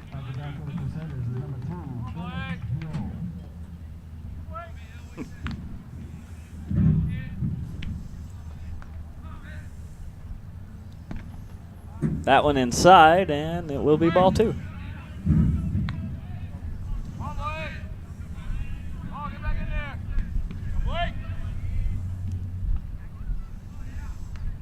Now 2 pitchers up from North Greenville's bullpen. Still not a sound from Belmont Abbey as Hill swings and misses. Strike 1.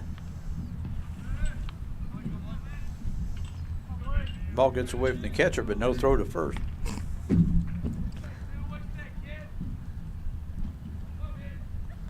Might need to go check on the first base bag. And a good off the end of the bat hit for Hill. Yeah, left center field, and Hill will have to pull up at first. No shot at beating that throw. And Hill's aboard with a 1-out single. His first hit of the day. He's now 1 for 2, and it'll bring up Eric Gilbert. Sacrificed his last time up. Gilbert looking for his first hit here with 1 out.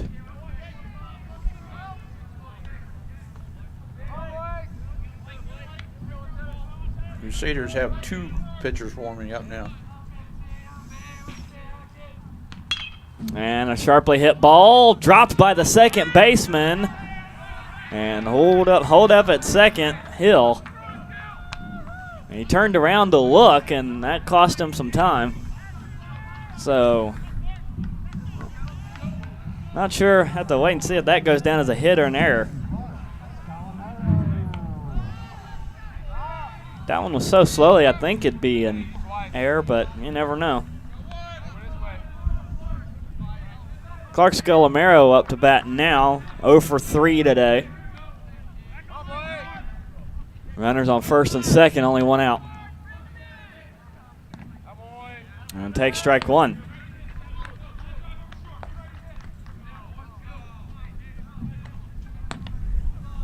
That will be scored as a hit for Eric Gilbert. So back-to-back singles.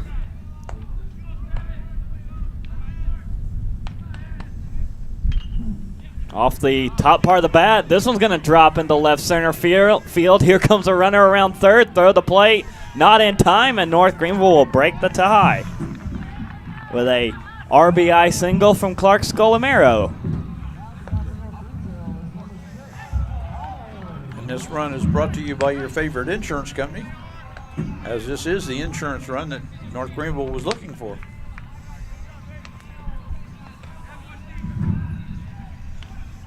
Gilbert now at second as Hill comes around to score. And here comes a meeting upon the mound for Waldron. I didn't see a signal to the bullpen yet, but no. Might be Coach Anderson out to have a word with him, as now there is activity in the Belmont Abbey bullpen because Waldron's getting ready to hit the century mark himself. With Conor Grant up to bat, doubled his last time up.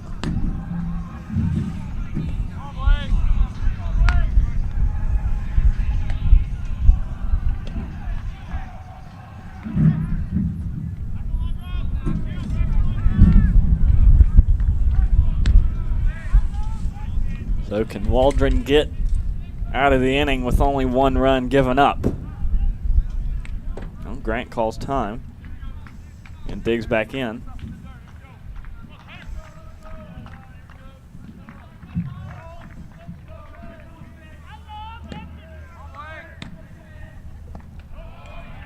And lets ball one go by.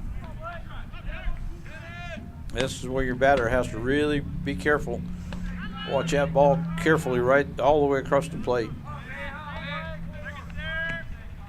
If you swing, make sure you got a good one. And a chopper foul a third. He had a good one. He just got around on it.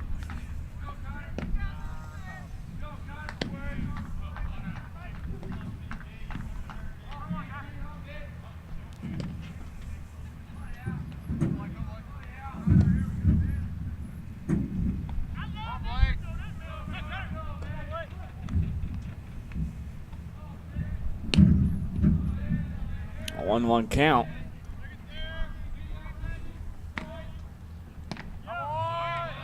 Ooh, 2-1. That one. That was close. Yeah, that could have gone either way. Yeah.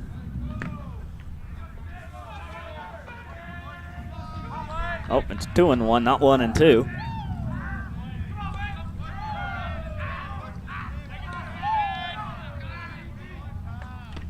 And golfed away foul. Now it will even up.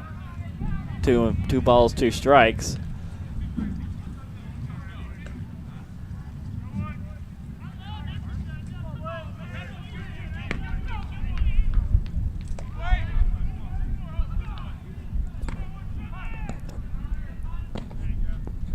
Coach Powell just wanting them to make contact.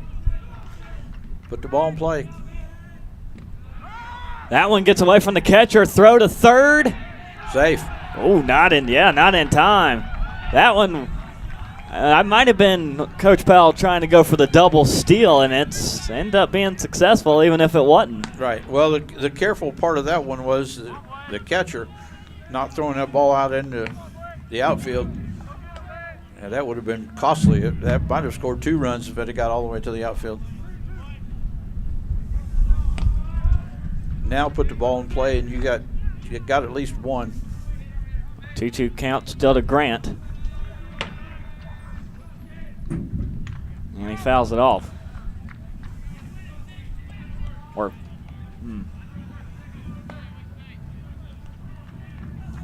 Nope, that's 3-2. That was a ball. Okay.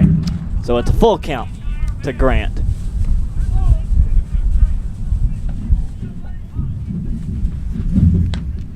The wind now trying to get in on the broadcast. And the chopper smothered by the shortstop. Good stop. He hesitated on the throw, but he still is able to get to first in time. RBI sacrifice. There's more insurance.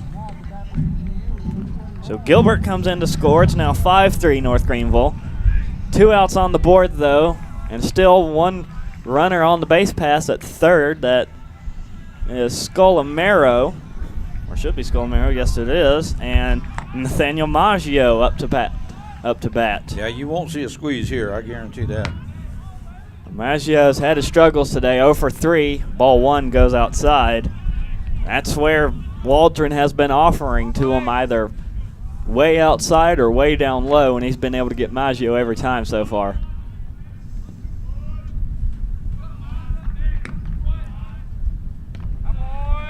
That one inches a little bit closer, but still misses outside ball 2. Hard to time your pitches between wind gusts. Suddenly has calmed down. 2-0 count. Easy now. Well, this was the same at bat Maggio faced back in the 5th. Three straight balls from Waldron, but then Waldron fired away on 3 straight strikes. They're going to put him on now. Yeah, they are. Maggio scoots up to the plate. He's looking to try and get it in. And I think the umpire saw that and put a stop to it, so we are going to retry the pitch. Now he's motioning over to the Belmont Abbey bullpen. Well, they still put up the intentional walk. And Maggio lets it go.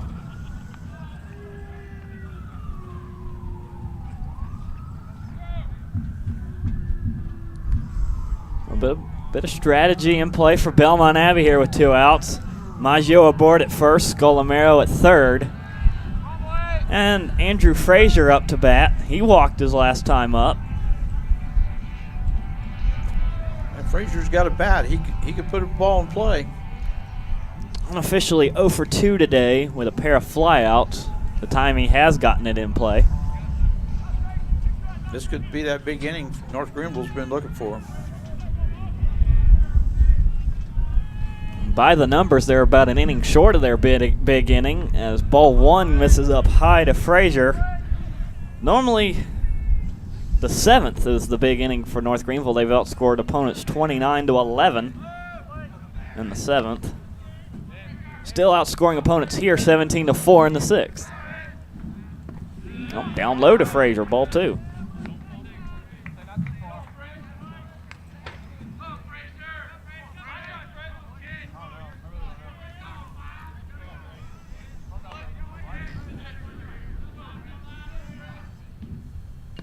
Frazier fouls it off. I'm surprised at that pitch. I thought Belmont Abbey was just going to see what they could get on Frazier, and if they needed to, just put him on. They got the empty base. But he challenged him with that pitch. Surprised. 2-1 count.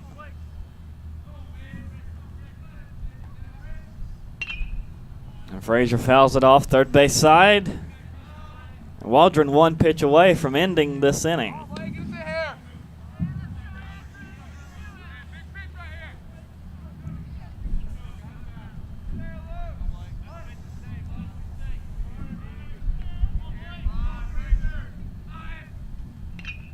Frazier down the first base side. Well, went left and went right, so now one up the middle is what he's looking for.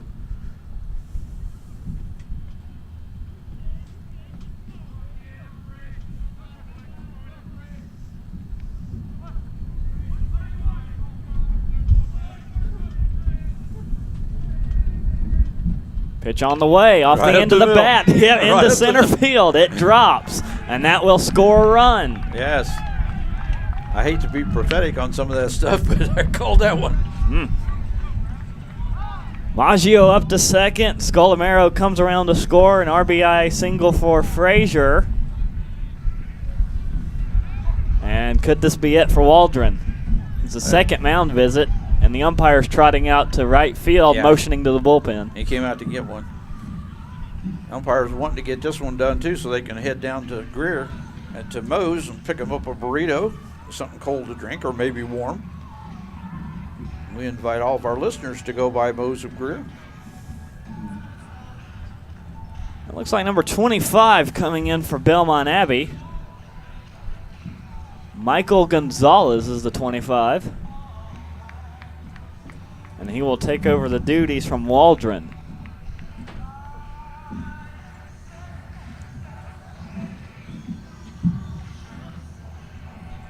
And double check that, make sure that's not a 35 or. Oh, I think I'm wrong on both accounts. It looks like 23.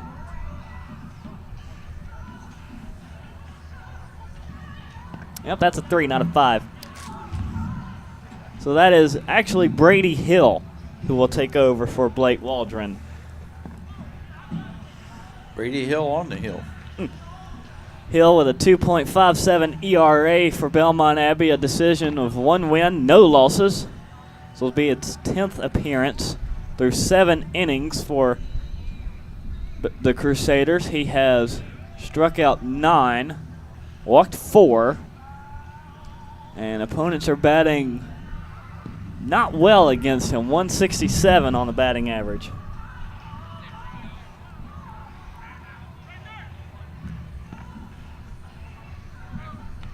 He'll have to face off against Ryan Brown when we get back to action. Looks like we're right about to.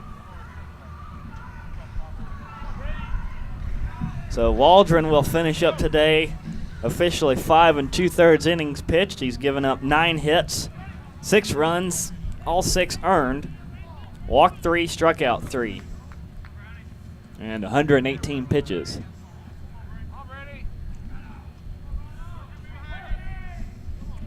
So Brady Hill in the game now on the mound for Belmont Abbey against Ryan Brown, who's 2 for 3 today. And good strike. 1.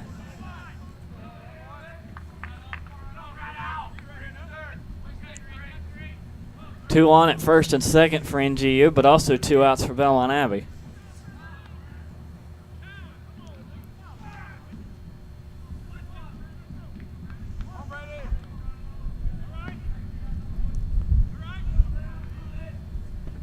Low and away, ball 1.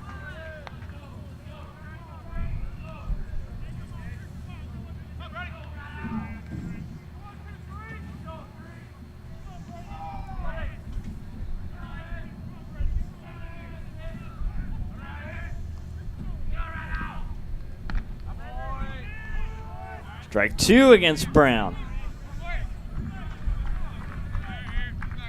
Looks like Hill has a slide or has a hanging curveball of his own. Or it might have been a hanging breaking ball. Either way, 1-2 count. Off the end of the bat, high fly ball, but foul down the third base side. Ooh, that one's going to make it into the parking lot.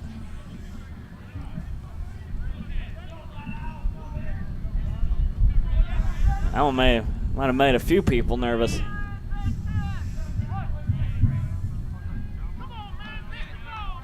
A 1-2 count still to Brown with 2 down.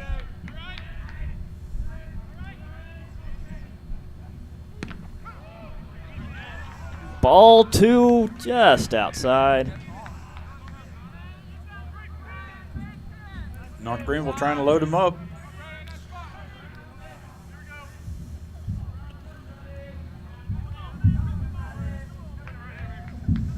Twos across the board, two balls, 2 strikes, and 2 outs.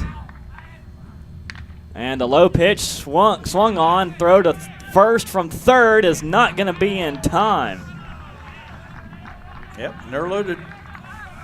That could have easily been a strikeout for Brown. He reached out for that one, luckily just caught a piece of it and sent it about into the furthest corner of the infield. A great stop by the third baseman. That ball could have gone into left field, and that would have at least scored 2, I think, as slow as it was rolling through there. And now it's loaded for, they are loaded for McEwen.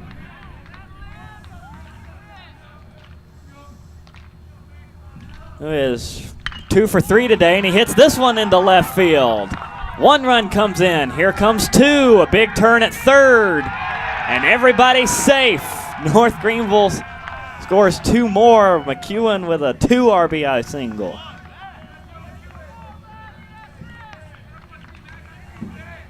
Maggio comes in to score. Frazier comes in to score. And puts Brown at third. North Greenville playing for that 9 out. Finish the game, those last 9. And can you believe it? We're back to where we started this inning. Yep, the big inning. Brandon Odahowski led us off. He flew out for the first out. And now he's back up for another at bat. This was his deja vu at bat. Swings at the first pitch and fouls it off. Well, he had a cut on that, too. Runners at the corners.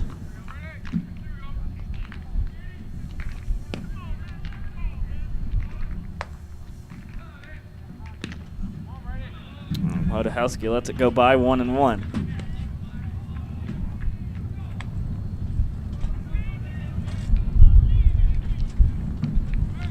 (8-3) North Greenville leads. Popped up towards second. Well, first baseman comes over, makes the play. So Odahowski with 2 outs in the same inning. A fly out to the pitcher and a fly out to first. Finally ends the inning for North Greenville, but not before they rattle off 5 runs on 6 hits. No errors, and they leave 2 stranded. So we're through 2/3 of this ball game. We'll head to the top of the 7th. Due up for Belmont Abbey will be Gintha, Stanley, and Beinlich. So the top of the order and what they need to get back in this ball game. The question now becomes, can North Greenville hold on to the lead here on the North Greenville Sports Network? Yeah, and North Greenville's going to have another new pitcher, and we'll run the stats on him and report back right after his warm-up. So we'll be right back.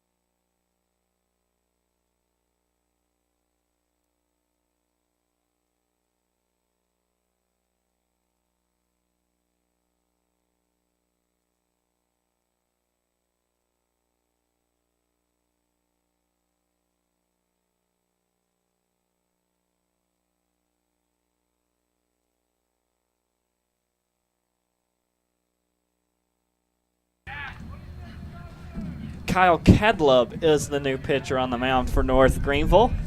A lefty ready to fire and misses low and away to Gintha. As Cadlib, see if we can find him on the North Greenville pitching roster. Ball 2. Cadlib has yet to give up a run, probably jinx that by saying it, and is in danger of issuing a walk. Or no, he got a strike there. Strike 1. Still behind the count, though, 2-1. But Cadlib with a 0 ERA. And strike 2. Cadlib, in his 8th appearance, does have a decision of 1 win, no losses. Through 7 innings, he's given up 3 hits, walked 1, and struck out 8. Off the end of the bat into center field, will drop for a leadoff single for Gintha. He's now 2 for 4 today. And Belmont Abbey in danger of jump starting the 7th with the top of the order. And we're waiting for that part of the order to give him the runs as Stanley's up. He's been held in check has flown out all 3 times he's been up so far. See why Coach Powell went with Cadlib. Opponents are batting 125 against him. And he gets a strike in on Stanley. Belmont Abbey's got some ground to make up, down 8-3, but USC Aiken was down 9-3, and they gobbled up 5 runs. They'll keep Gintha back at first.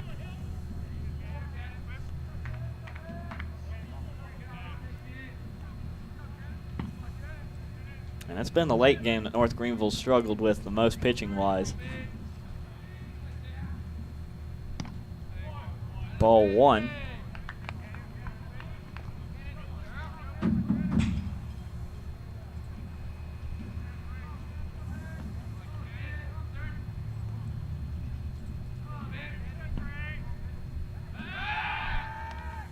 Throw over to first, trying to catch Gintha sleeping. They want him pinned back.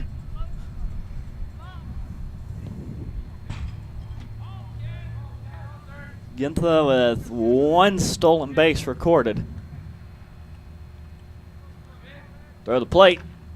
Golfed out of the dirt, foul down the third base side. Strike 2 against Stanley.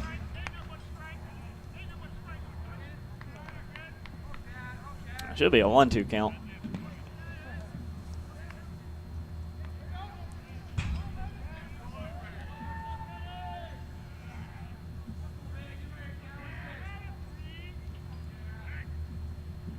High throw. Odahowski having to jump up for that one. Ball 2.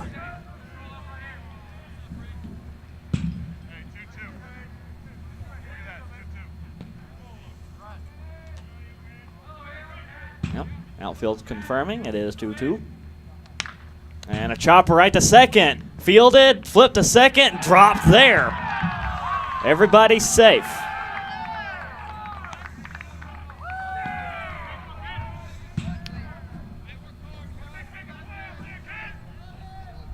Not the way North Greenville wanted to start on the 7th inning. I'll turn it over to Nick Beinlich. And Coach Powell is out to the mound. And he's already made the signal. Bringing in the new pitcher. So Cadlib in danger of posting up his first earned run, as he will be responsible for the 2 that are on.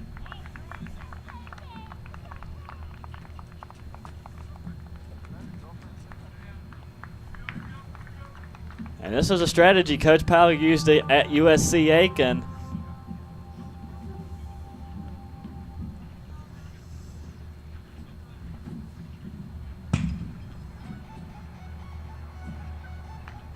Cadlib unable to record an out. I just noticed the lights are on here at Ashmore Field too. Shadows are getting really long now.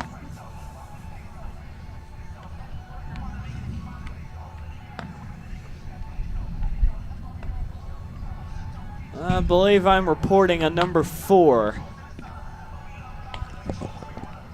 I think I got this one. I think I got this one right. Well, that's 41. So it is 41. These got one of them. So half right. So number 41 on the mound for North Greenville is Sam Pruitt, a right-handed senior out of McCall, South Carolina, transfer from USC Lancaster. Thought that was weird when I just saw a 4 and expected Wheeler Smith, who's a catcher, to be pitching.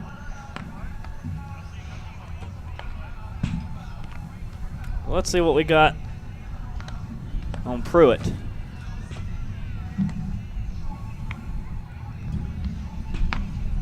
Sam Pruitt, a 7.04 ERA, 1 loss, no wins, getting his 7th appearance today so far. And through 7 2/3, he has given up 13 hits, walked 2, struck out 4.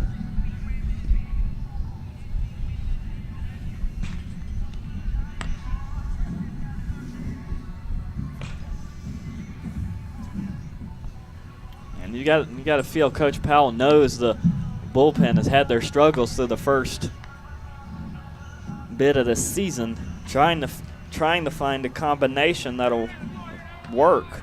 And North Greenville bullpen is still active. So let's see if Pruitt can save the inning. 2 runners on, and he'll have the pleasure of facing Beinlich as his first batter.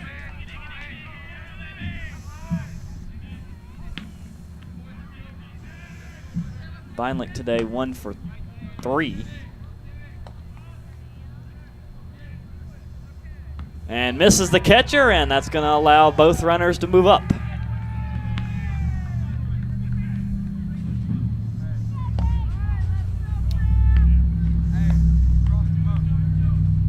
That can't please Coach Powell.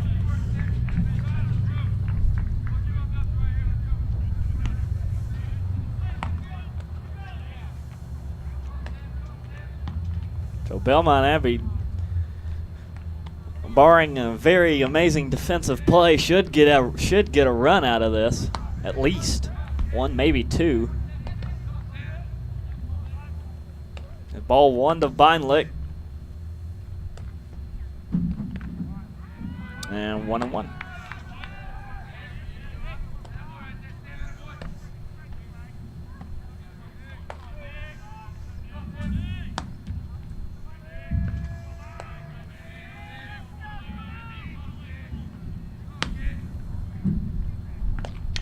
And the chopper to short, fielded by Frazier. One run will score.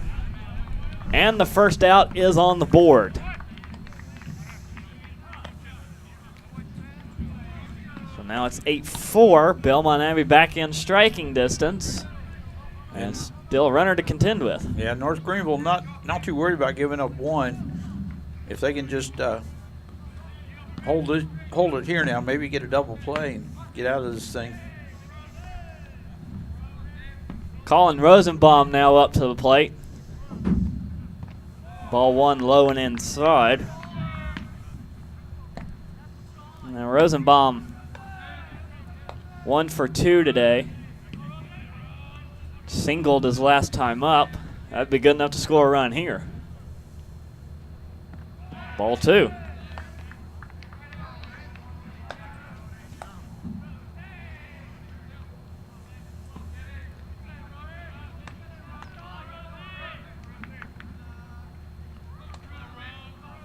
Here on the 2-0 for Rosenbaum. And another chopper to short, third, fielded by Garrett. Long throw. Oh, I'm hearing foul. Well, it was a good job by Gilbert covering his base. But home plate umpire calls foul. 2-1.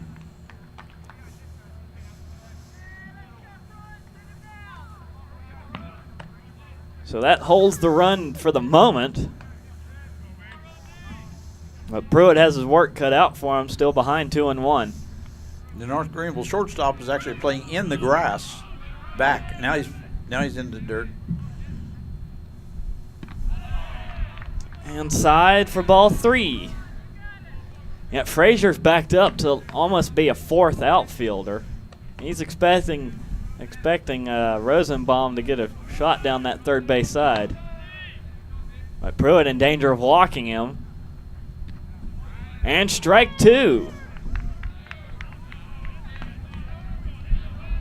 Now Rosenbaum thought it was a ball four.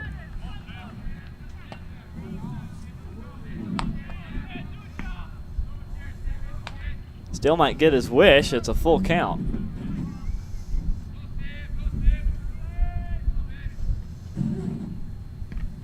Now ball four.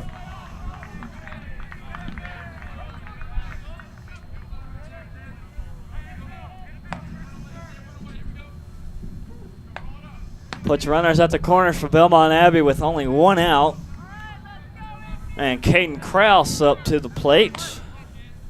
Now a good chance for a double play ball. Krause 1 for 3 today with a single back in the fourth as his lone hit.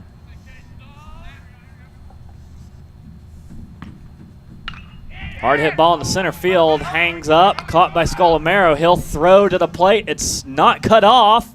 Bobbled by Odahowski.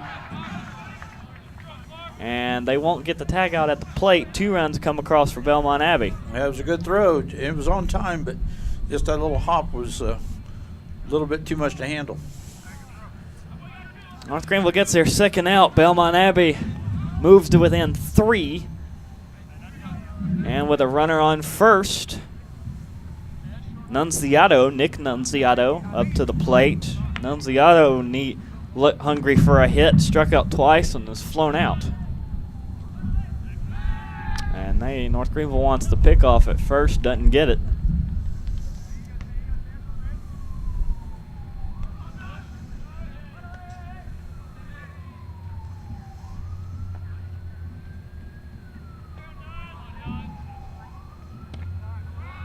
Ball misses. Ball 1.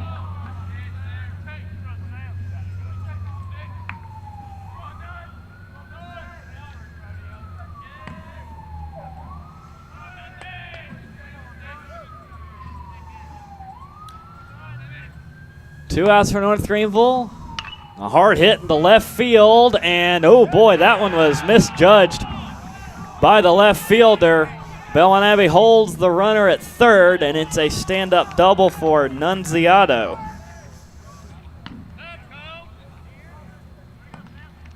Yeah, fortunately for the North Greenville club, they've got enough runs, still have the lead, but it's getting in jeopardy right now.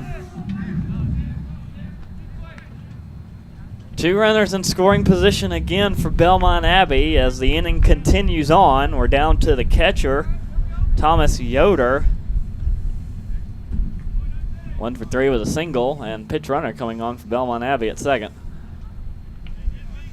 Nunziato off.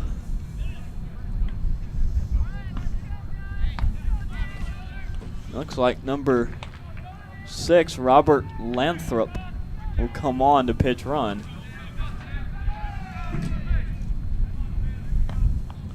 And if there's any interest in the weather, the temperature is now down to 45. Got that one right. That's a 6. Yeah, the sun starting to set a little bit, temperature dropping.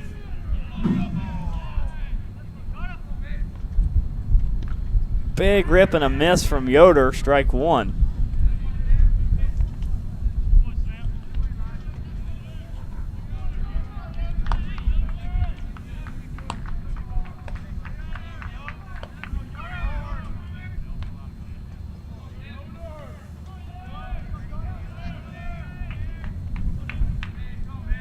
A 1 count.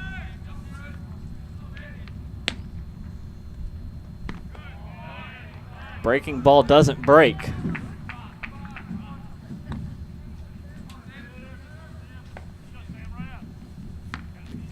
One and one.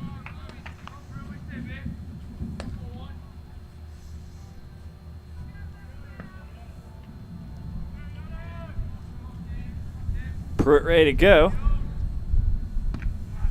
And gets it in there for a strike. Strike 2.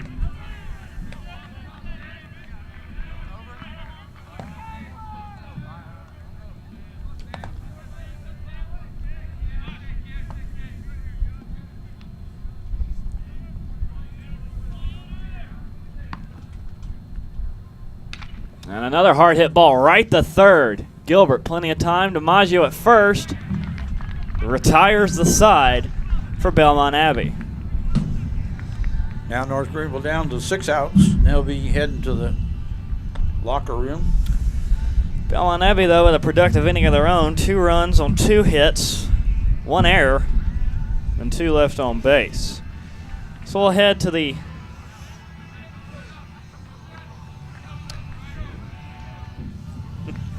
inning lasted so long I've lost track of where we are. Bottom of the 7th. I'll head to the bottom of the 7th. This is the productive inning for North Greenville, at least the most productive by the numbers. They've scored 29 runs, and the way this game's carrying on, they might need a few more, as it will be.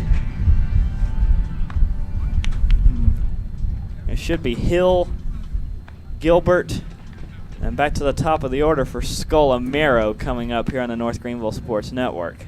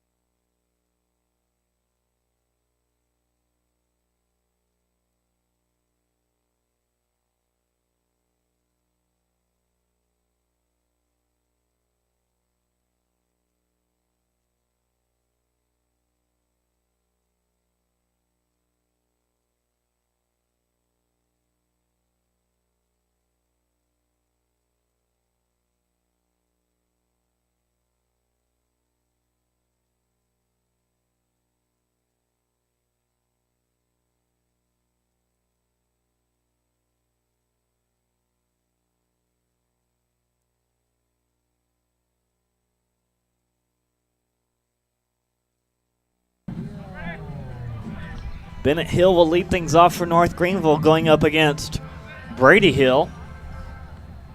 So who will be king of the hill? Thank you very much. All right, yeah. Okay, Yeah, we'll give you that one. Yeah, all right, yeah. Ball one way up high to Hill. I knocked him off the hill.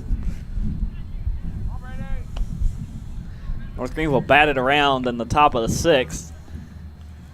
Ottahowski was both the first and third out. Hill takes ball two. Hill today to get on base. He's walked and singled his last time up. And hits this one to second. Throw to first, retires Hill.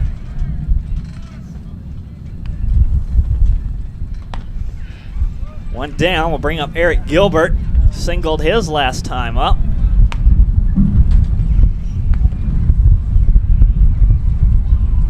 Great timing. Really great timing. That wind starting to fire up again. As now about a sliver of the left field and right field is not in shade. And ball one to Gilbert.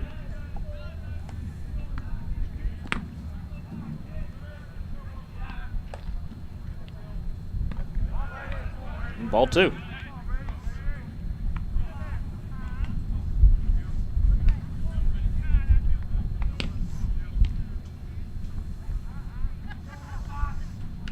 And he swung at that one, strike one. That one looked like a fastball heading directly to the dirt.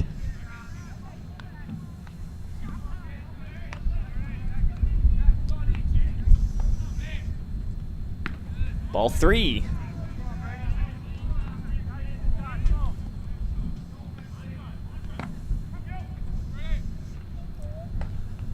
Three-one count favorable to Gilbert. And he hits it right to short. Bobbled throw to first is past the first baseman. Gilbert takes a turn but won't be able to advance. So Gilbert reaches on an error.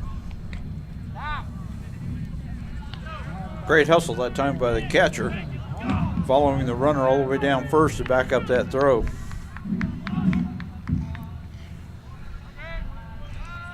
Not an easy play for those catchers to do that.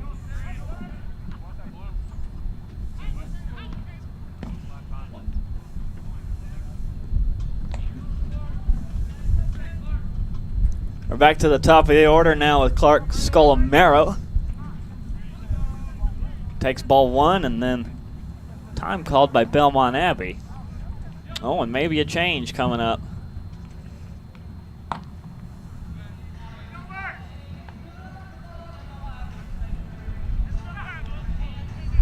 Just might be buying some time for that pitcher to warm up in the Belmont Abbey bullpen. They fired back up.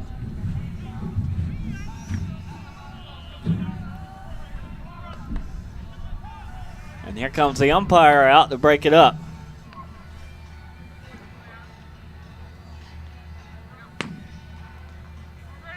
Scolamero today singled his last time up for his first hit. Runner on first here with one out.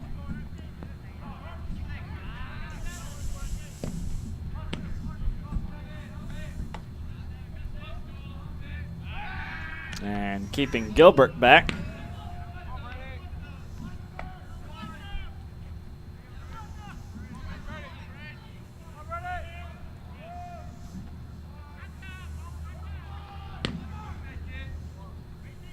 And second straight pickoff attempt, no good.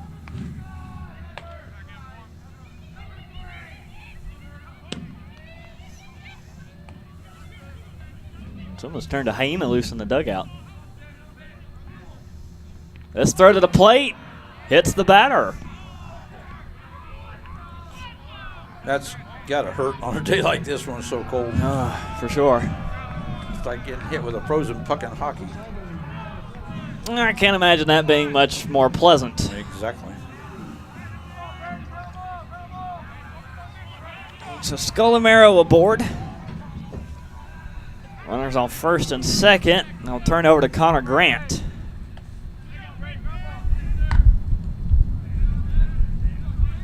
Grant with a double back in the fifth. Sacrificed his last time up. And lets ball one go by.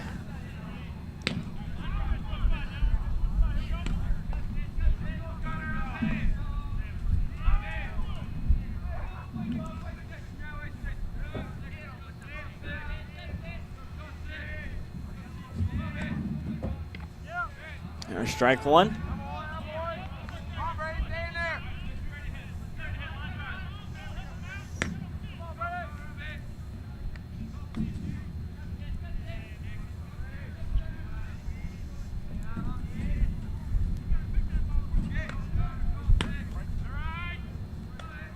One. And strike two.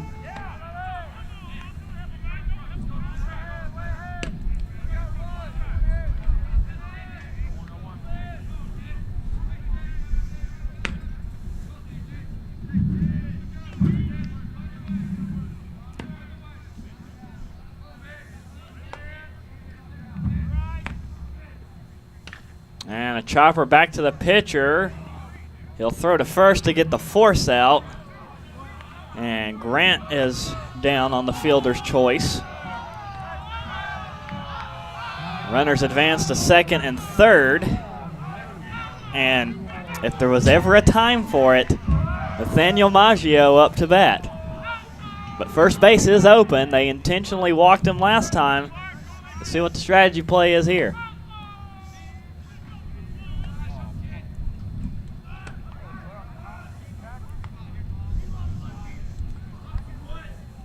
Now Maggio in the shade. He's still going for it. And Belmont Abbey is going after him.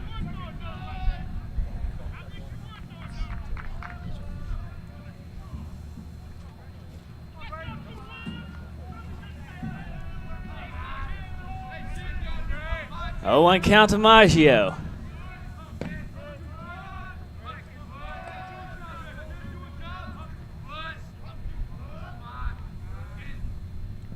Golfed at and missed it.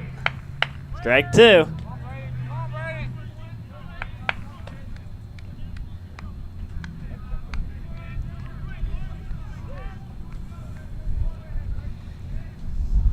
Tough day for Maggio. He's had it rough to start this series. Behind the count, 0-2 with 2 outs. Lets ball one go by in the dirt. I was just thinking Hill could roll it to the plate, but he just about did.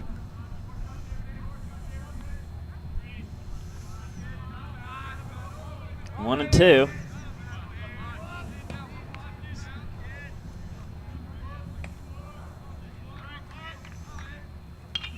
Maggio hangs on, fouls that one off. That one was in.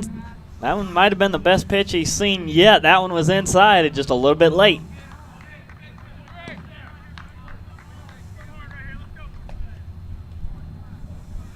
And that wind's died down and just enough that something might be able to make it in right field.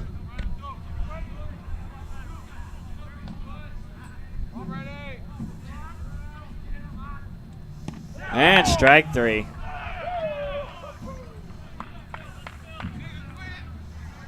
North Greenville leaves 2 on. And that inning gets away from them as they hold serve, or Belmont Abbey holds serve, keeps the deficit at 3. No runs. Officially no hits as Gilbert reached on an error. There's that one error, 2 left on base. So we'll head to the top of the 8th. Belmont Abbey will be due up with Curiton, McGarry, and Gintha here on the North Greenville Sports Network.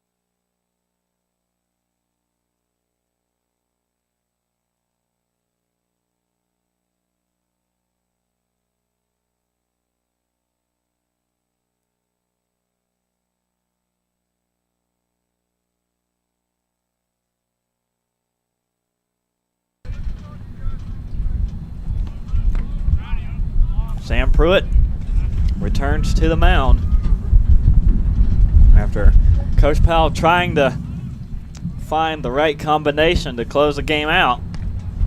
And Pruitt gets strike one into the left fielder, Luke Curiton, who's been a dangerous hitter today for Belmont Abbey, 2 for 3 with a single and a home run.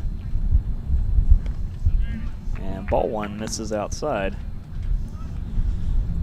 North Greenville trying to get these last 6 outs now. Close this game out. Get some rest before the noon game tomorrow. Fouled off. I'm going to call it a piece of Odahowski. Even though you're wearing all that catcher's gear, that's another one that can't feel comfortable. Right. Toes are cold to begin with. 1-2 count. A high fly ball to center field. Sculamaro on the run, hangs on to it, and Curiton is out.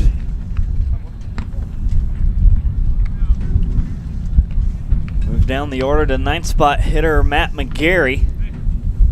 1 for 3 with a double back in the 4th.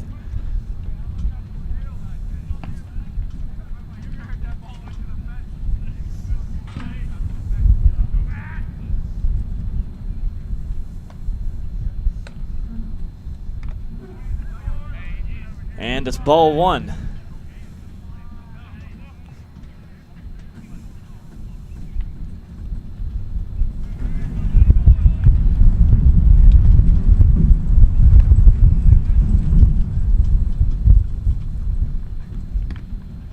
And ball two.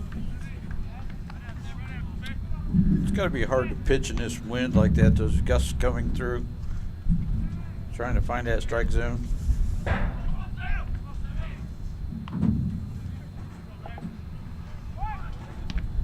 And ball three.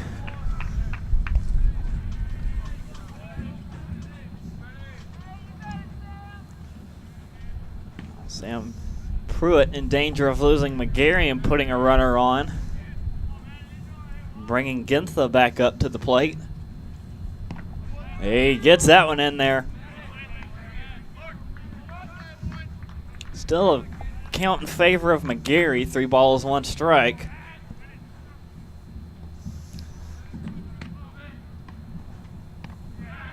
And he went around. Umpire says he went. Strike 2. Full count.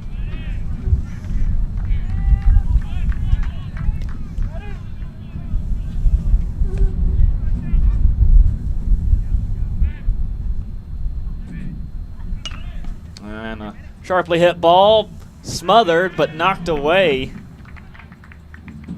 by Hill. Couldn't reel it in, and McGarry will get aboard. Yeah, Hill did real good getting to the ball that time, but just couldn't corral it. Might have had one of those little off the end of the bat spinners. So they'll bring Gintha up with a runner at first. Gintha is 2 for 4 today. Singled his last time up. Waiting to see how that one elects to get scored. Ball one misses down low.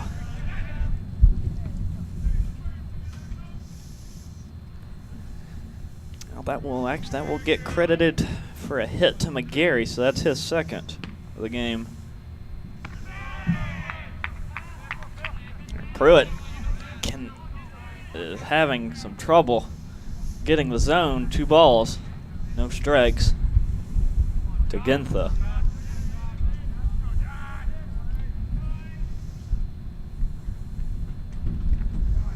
There's a strike.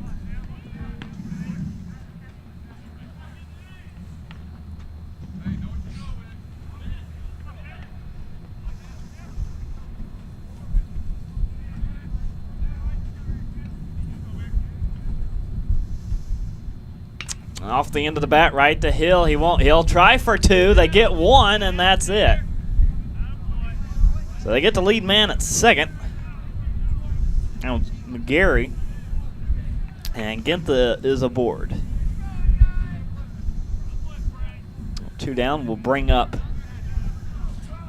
Stanley, Ken Stanley. Still unofficially 0 for 3 today. Reached on an error his last time up.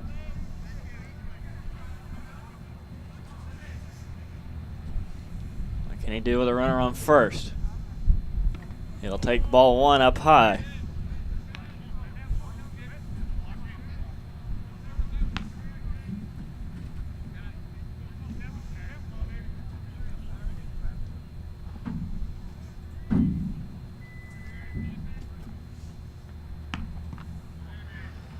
Ball 2 inside.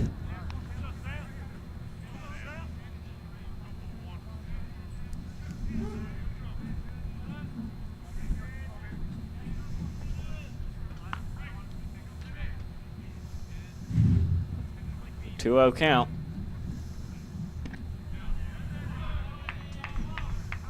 Ball 3. I'd like to give a shout out to the hardy souls that are still up on the hill.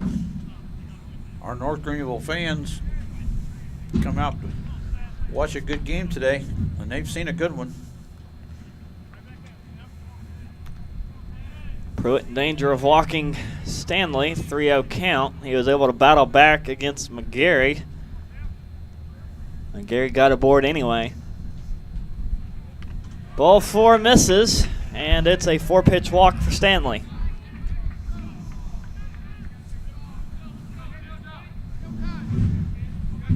And the tying run will come to the plate in the form of Nick Beinlich. Grounded out into a fielder's choice back in the 7th.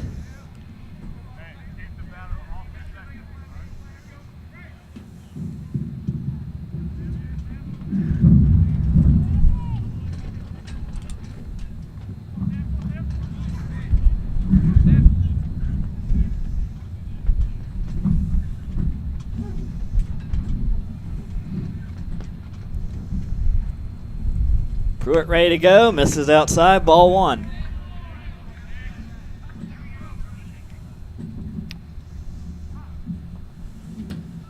And Odahowski back out to the mound. Yeah, here comes Coach. There was one warming up in the bullpen. Yep. Looks like we will have motion that way. Nope. No, not yet. Umpire's still standing. He's looking out that way, but Well, I think that's actually the pitching coach, John Koutlangus, out to talk with his man on the mound. Trying to settle him down. As he's thrown 5 straight balls.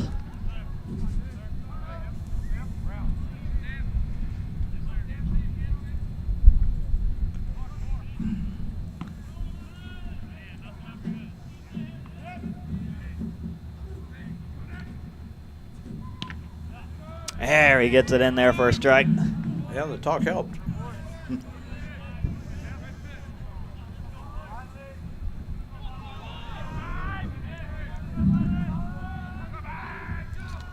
Can he keep it going? 1-1. 2 outs for Beinlich. Ball 2 up high.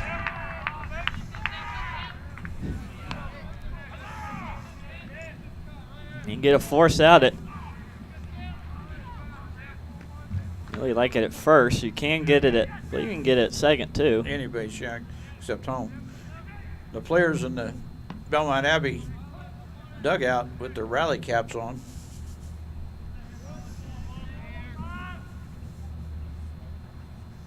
Pruitt ready to go. High fly ball into right field. Grant on the run, snags it. And the reliable Conor Grant today in right field records the out. So Belmont Abbey can't convert after Pruitt struggled early. He reels it back in, and Belmont Abbey will have no runs on 1 hit, no errors, and 2 left on base. And they'll have 3 outs to try to bring this one back. We'll head to the last chance inning for North Greenville, bottom of the 8th. And due up for NGU should be Frazier, Brown, and McEwen should be. And it will be Hill, Brady Hill back on the mound to try and take this one to the 9th for Belmont Abbey. Coming up here on the North Greenville Sports Network.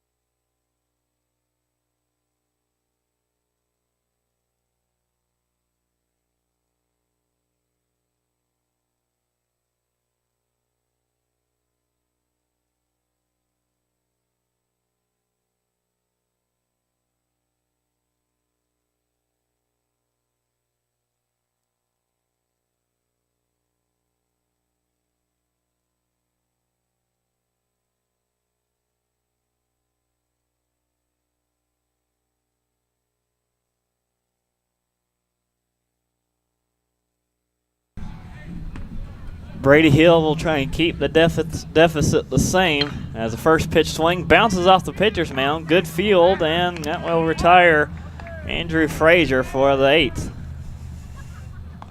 1 pitch, 1 down.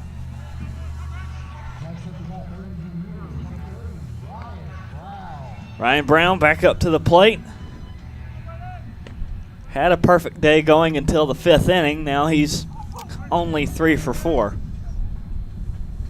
With a double and a pair of singles.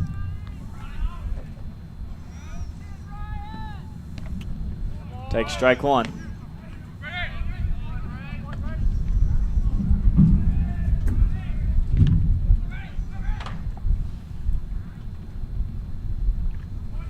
That one gets away from the catcher for the first ball.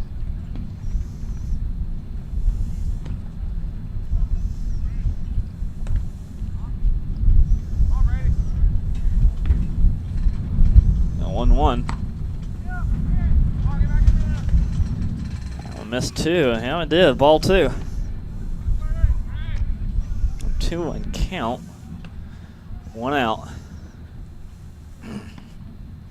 Off the end of the bat, that one will get past the second baseman into center field, and Brown continues a good hitting day for him.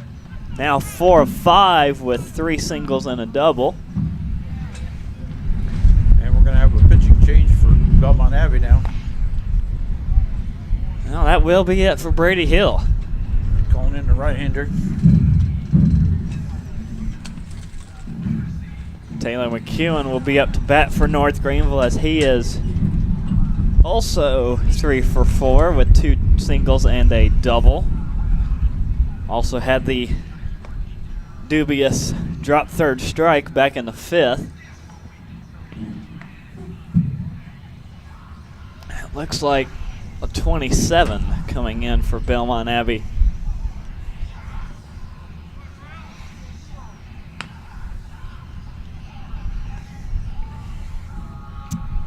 Yep.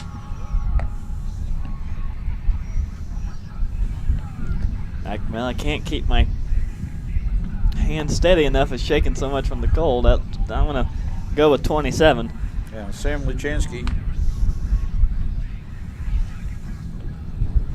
So Luchansky will take over for Hill. Numbers on Luchansky show he's got a 5.87 ERA. No wins, 1 loss. And this will be his 9th appearance through 7 2/3 inning. He has given up 5 hits, walked 2, and struck out 6. And opponents batting 185 against him.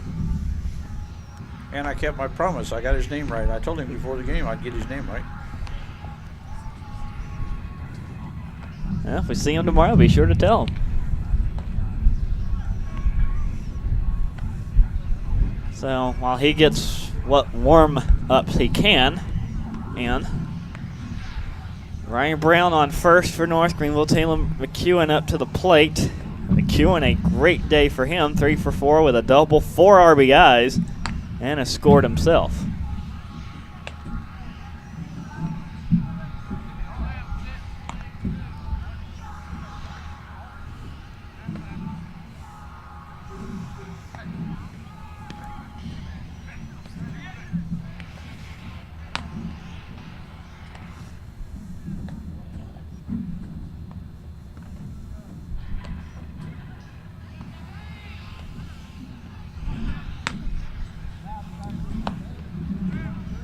Looks like Coach Powell trying to get one last pitcher up and going and try and close this one out. This would be a save situation for whoever does come in the top of the ninth as McEwen digs in with one out, facing off against Luchansky.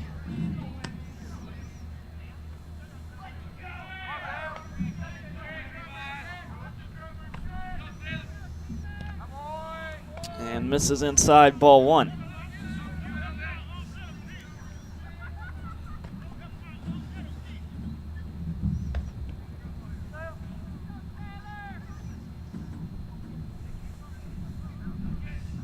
Misses inside again, ball two.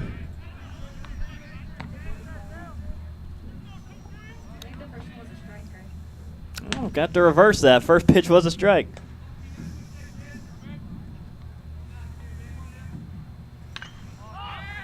Popped up. First base side. This one looks playable. Man, it is.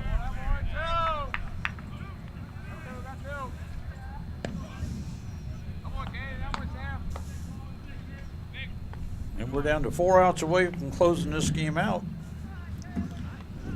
Once again, we want to remind you, start time tomorrow at noon. Hopefully in the bright sunshine and warmer weather. And it's down to Odahowski to keep the inning alive for North Greenville with Brown on first.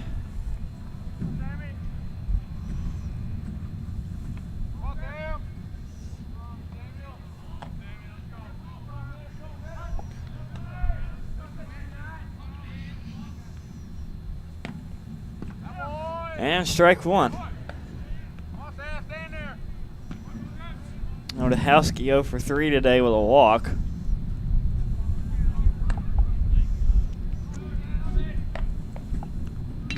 And well struck into center field. This one misjudged over the center fielder's head. Brown waved around third. And Odahowski going for the triple. And he's got it. Stand-up triple, yeah. Scores Brown from first, and that is a much-needed insurance run for North Greenville. I wonder if that wasn't a twilight hit, because the center fielder actually went in when the ball was struck and he realized it was over his head, and he reversed, but he just couldn't get to the ball. And it bounced all the way to the wall.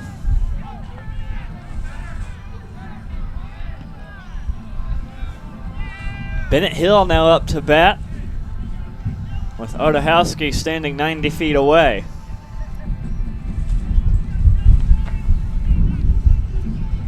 Well, looks like another change for Belmont Abbey. No? I haven't seen the signal to the bullpen yet. Umpire's looking that way. Yeah, waiting on the coach's decision. Yeah, here he comes.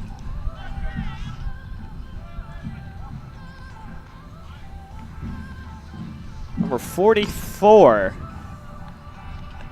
showing, I believe that's Griffin Baker.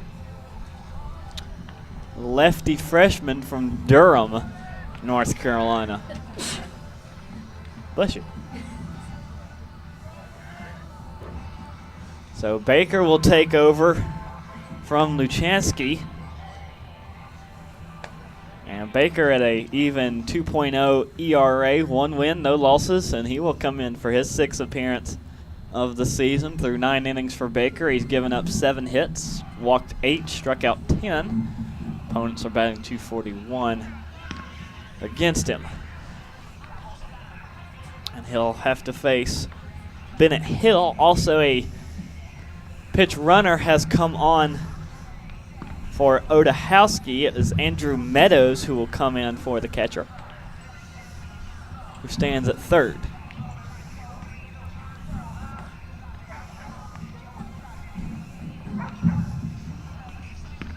And we'll have to see where Meadows falls in when it comes to the ninth.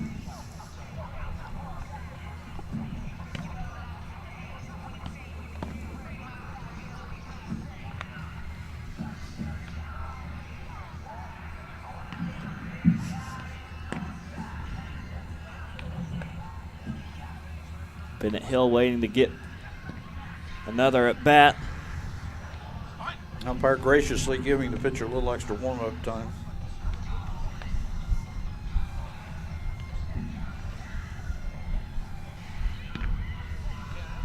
Hill today with a single and a walk to get on base.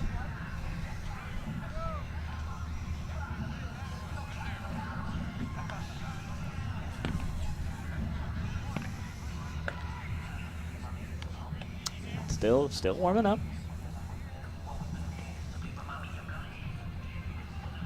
Looks like now we're ready to go.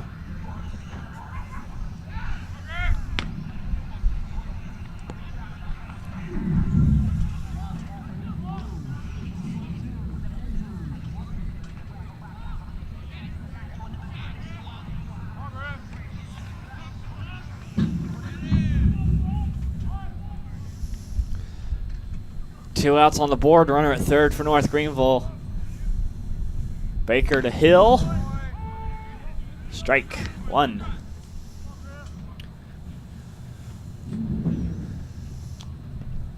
Baker gets set again.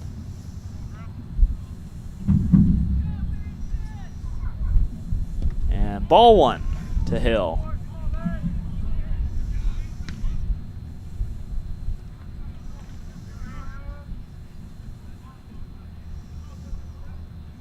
Try again.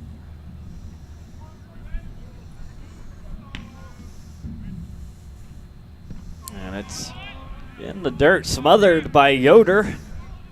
It's ball two. Meadows holds at third. And we've just completed our third hour in this game, so we're starting the fourth hour.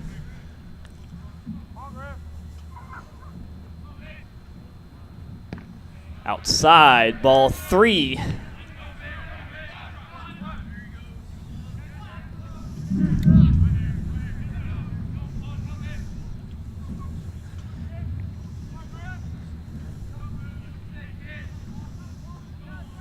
Three-one count from Baker to Hill. And he fouled it away. He caught that one by the laces. Strike two, and it'll be a full count.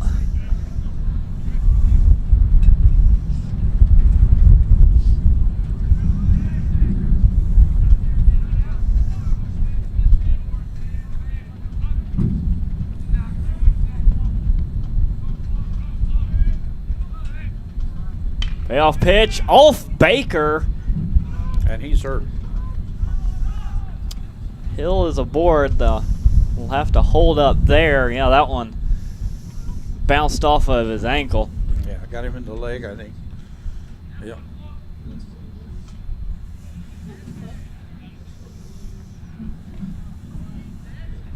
Oh, that's a, hate to add insult to injury. Hill scores Meadows from third. Now 10-5 NGU, and might have to make another pitching change for Belmont Abbey.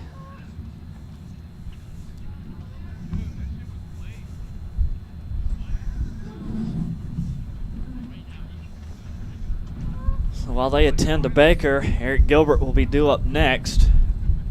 North Greenville leading Belmont Abbey 10-5 here on the North Greenville Sports Network.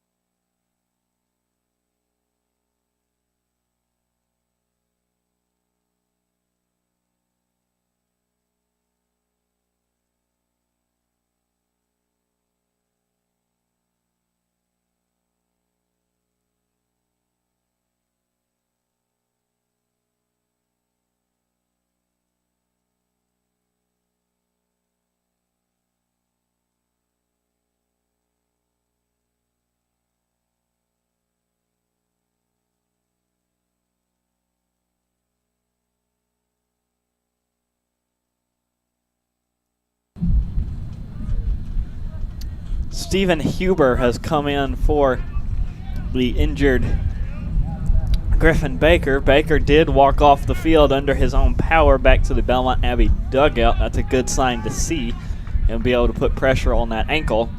As Huber expected maybe to be one of the starters for tomorrow, he has a 0 ERA. As ball one misses low and inside. Just to give you a brief update, 2 outs and runner on first. Gilbert at the plate.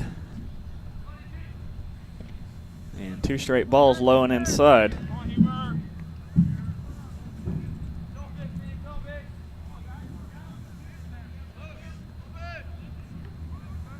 Opponents batting 143 against Huber. Well, he's one of their best. Pickoff attempt no good. Well, maybe Huber's not a starter. He's only gone through 2 1/3 innings. As that misses for ball 3. Looks like Troy Hederick, Cameron Busby, and we saw Waldron today. Those 3 pitchers have over 20 innings for Belmont Abbey, as that is a 4-pitch walk to Eric Gilbert.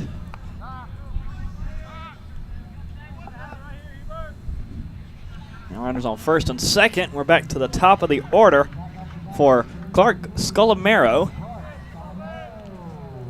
for his 6th at-bat, as he has gotten a single and was hit by a pitch his last time up.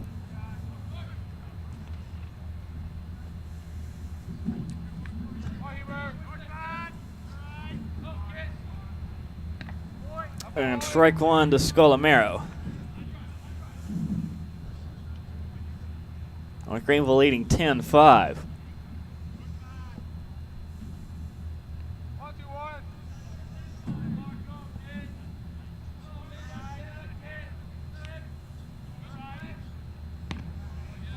Ball 1 high and outside.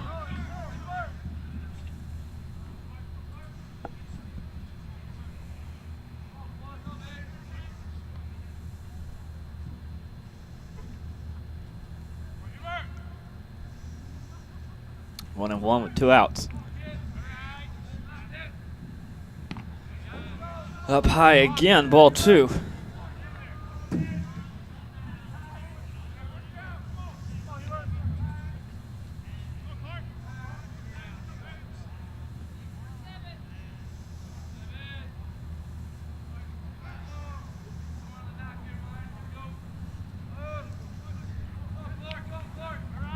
Two and one. Off the end of the bat into center field. It will get down. Runner raved around third. Throw is cut off, and North Greenville tacks on another one. It's now 11-5. That was Daniel Myers who came in to score, who came in to pitch run for Bennett Hill. Runner still on first and second. Scolamero aboard with his 2nd hit of the game. Both have been singles. And down to Conor Grant. Grant grounded out into a fielder's choice his last time up.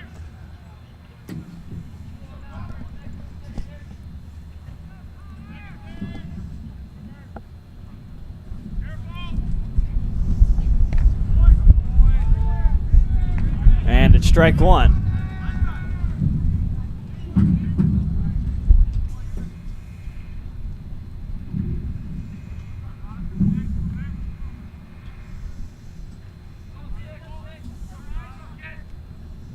And fouled off.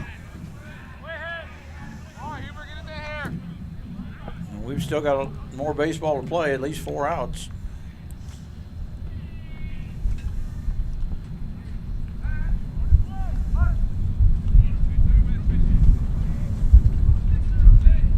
Chance to get out of the inning for Belmont Abbey. And a slow chopper to second over the pitcher's head. Fielded on the run. Throw to first is in time. And that will do it for the bottom of the 8th. North Greenville is able to convert some insurance onto the scoreboard, as they had 3 runs on 4 hits, no errors, and 2 left on base. So Belmont Abbey down to their final 3 outs, as due up in the top of the 9th will be Rosenbaum, Kraus, and Nunziato to keep the game alive for Belmont Abbey coming up here on the North Greenville Sports Network.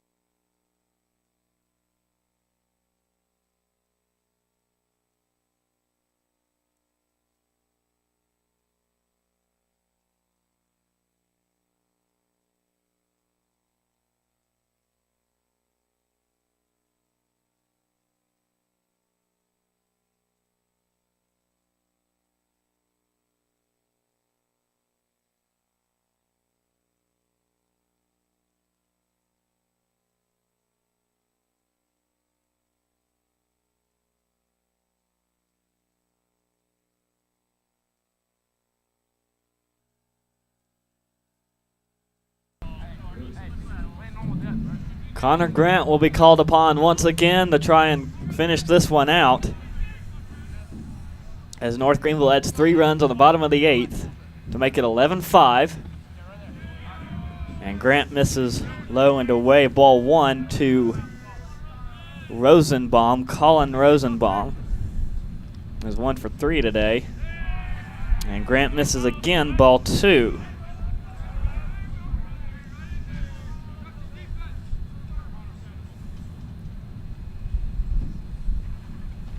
Gets away from the catcher, ball 3.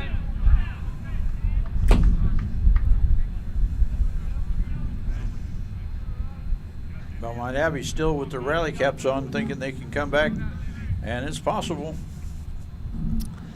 Defensive changes have been made on the North Greenville side. Josh Black now in right field, as it's a 4-pitch walk for Rosenbaum, and that's his 2nd of the game. We'll bring up Caden Kraus with nobody out.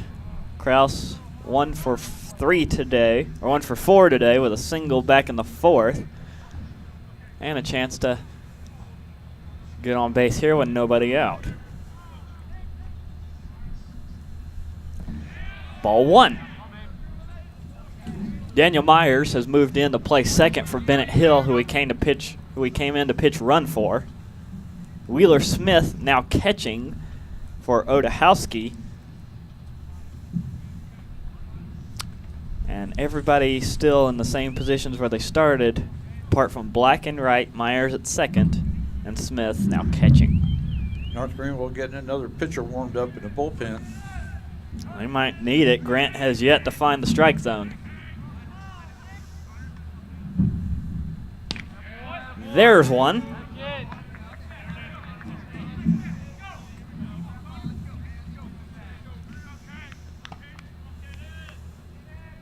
A 1-1 count. I'll make it 2-1.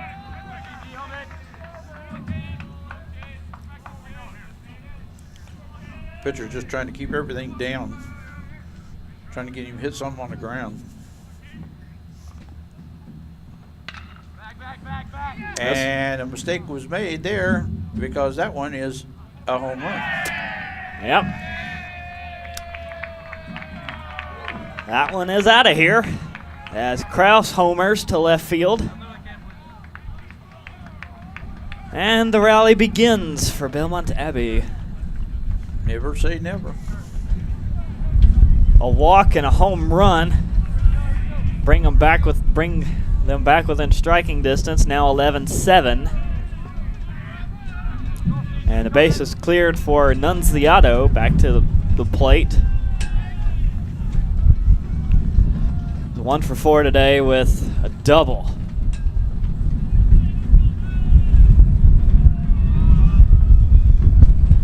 With this game going into the 4th inning, I wonder if we're going to have a start time change for tomorrow. Strike 1. We've seen it before. They've pushed it back up maybe an hour. Swing and a miss, strike 1. I think Belmont Abbey's done their homework on this late game for North Greenville. They saw what USC Aiken did. And they're trying to repeat it and do a couple runs better. As Grant misses down low in the dirt. Ball 1 to Nunziato. 1-2 is the count. Nobody out.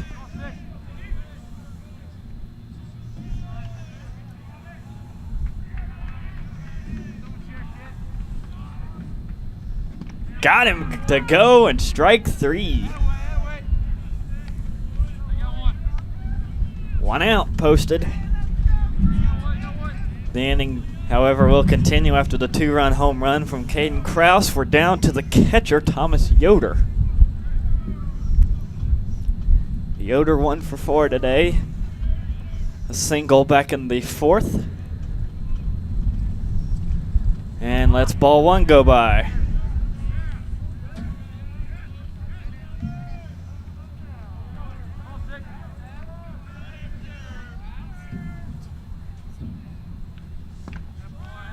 Strike 1.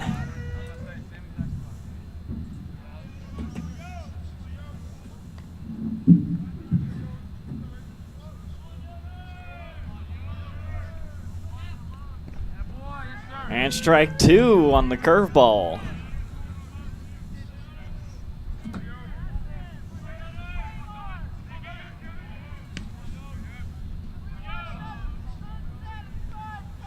One, 2 count. Got him to chase it outside, drop 3rd strike. They'll have to throw to 1st. No controversy on that throw.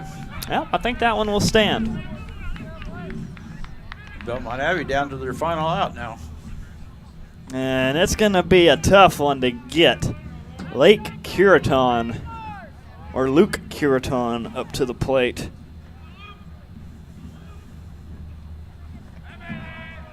And Grant misses, ball 1. Curiton 2 for 4 today with a home run and a single.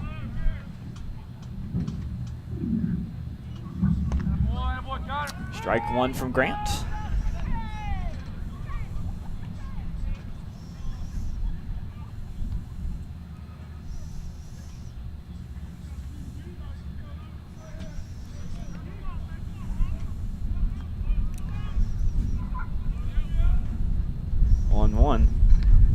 And 1-2. Now down to the last strike.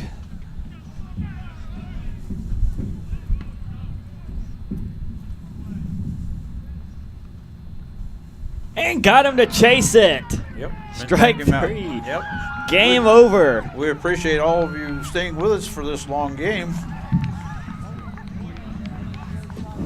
North Greenville hangs on to win it 11-7 as they take game 1 over Belmont Abbey and grab their 3rd conference win of the season. North Greenville scores 11 runs on 15 hits. Belmont Abbey 7 runs on 12 hits.